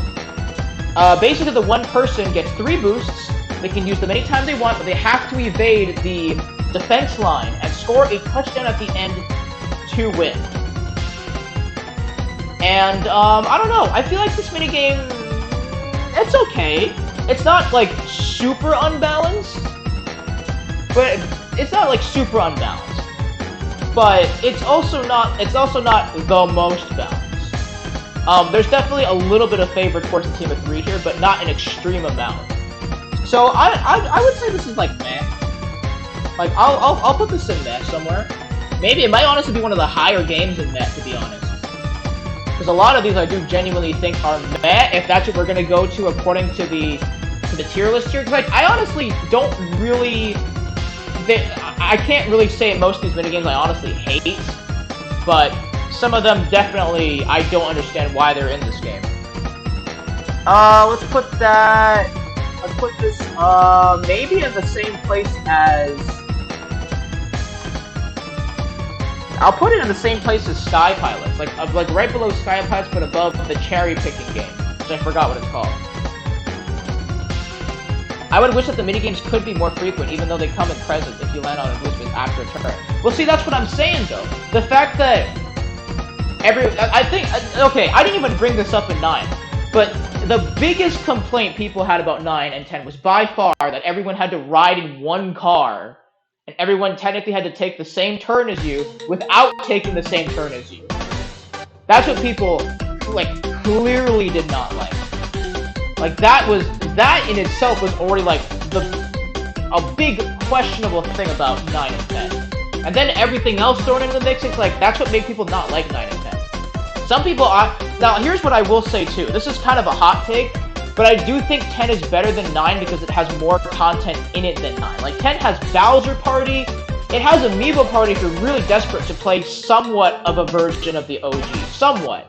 Not really, but somewhat. Although I also know people that hate 10 because they think Bowser Party was stupid broken. But I honestly thought it was fun, even if it was broken. Anyways. Manner of Escape from 9. This minigame is actually really cool. I think this might have been unironically one of the better minigames in 9 because even though this is luck-based, even though the whole premise of this game is to just go through 4 flights of doors to get out, you could theoretically guess every door correct and be done in like 5 seconds, which I think that's awesome if that actually happens. I wouldn't be upset if I lost like that. If I was the one person still struggling to get through the doors and someone finishes the game immediately. I think that's actually, the novelty of that is actually kind of cool. So I'm willing to put this up, like, decently high. I think it's one of the better luck minigames in this game. Doesn't beat Bowser's Big Blast for me, absolutely not, but it might be my second favorite luck minigame. Honestly, I'm willing to put this, like, decently high, actually.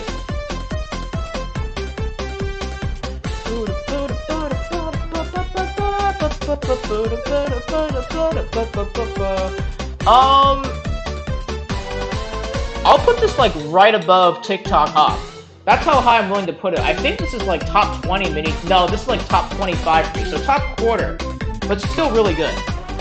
I just don't like that Nintendo literally decided to sleep on Sky Gym. It's my favorite minigame from 9 in my opinion. Skyjinx. Is that the... Okay, is Skyjinx the one game that's like...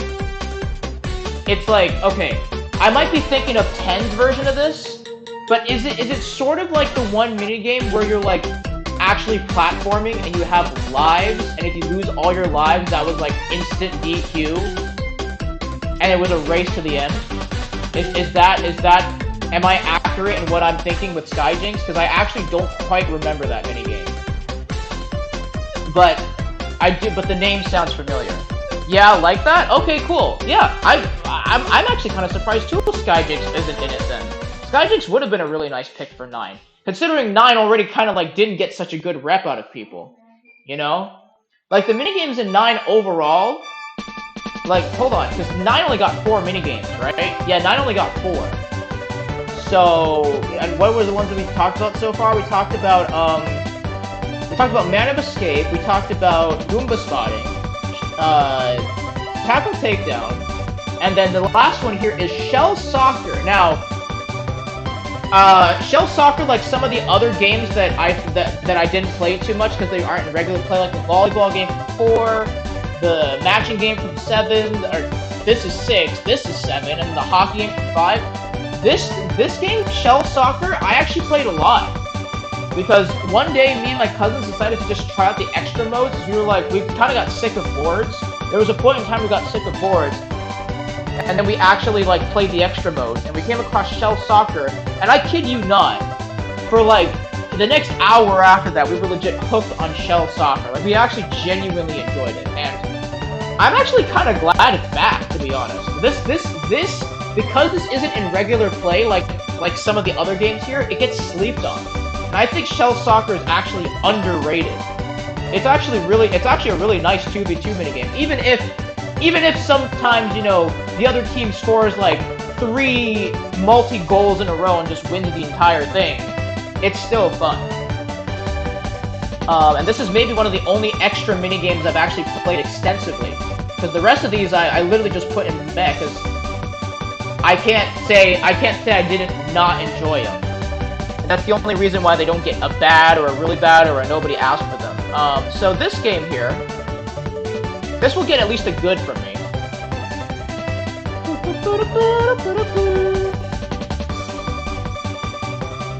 Maybe... Oh, that might be a little bit too high, actually. That might be a bit high, hold up. Because... God, do I think this is better than Goomba Spotting, though? I think it is. I think this is better than Goomba Spotting for me. I'll probably, like, put it... Ooh, but does this beat Winner? I don't know that this beats Winner or Dinner, because Winner or Dinner, again, is a coin minigame. I think I'll put it here, in between Catch You Later and Storm Chasers. I guess the N64 and GameCube should have got more spotlight TV, which is a better era of Mario Party. I mean, no, they did, though, Alex. They did, okay? Clearly 2 and 3 got, like, the most minigames by far. 4 honestly got cheated for a lot of people, and I kind of agree, because 4 got, like, 5 minigames, and that was it. And people thought more minigames from 4 should have been in it, but 4 kind of got gypped, too, along with 8, but 8, like, got omega gypped. And, like, 2 and 3 got the majority of the selection here. Which, I understand, like, people said those are the best. And, like, 4 also. Like, 1, I think a lot of people really like because it's the original. But, just 2 and 3 were better than 1 in a lot of ways. And then 4 just, like, ups the ante with arguably some of the best minigames in the series. So, you know, it's like, some people are also upset that not a lot of representation from 4 maybe. But it's still got more representation than 8, so I mean, you know, there's that. Alright, on to the last few minigames here.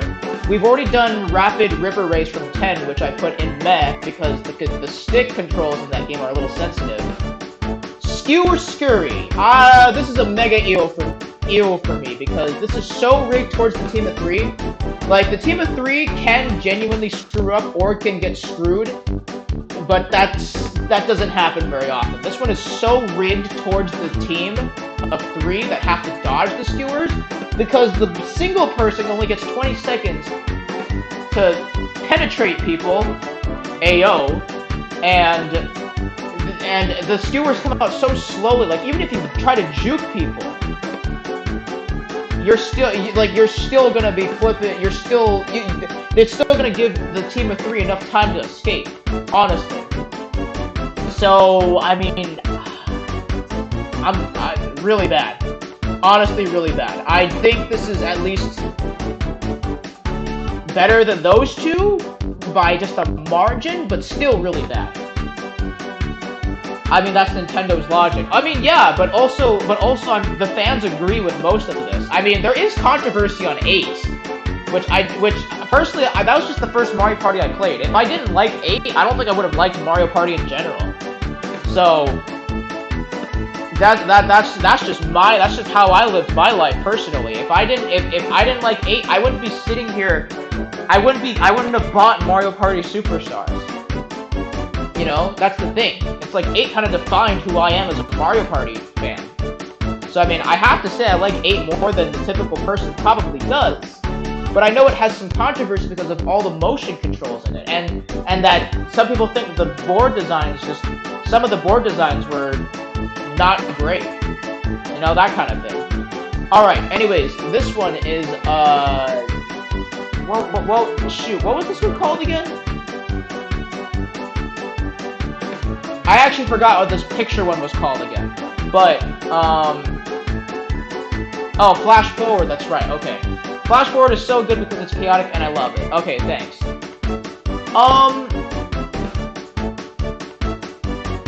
Flash Forward. I mean, because here's the thing. Flash Forward was kind of funny when I played it in 10. And I mean, in this game, you only have 10 seconds to beat up your other opponents and get on the pedestal. And if you're really lucky, you'll have enough time to pose. When they take the picture at 0 seconds, they get the maximum number of points. Now, even though none of these minigames made it in, like, honorary shout out to Super Mario Party, because that game had some of the most innovative minigames I've ever played.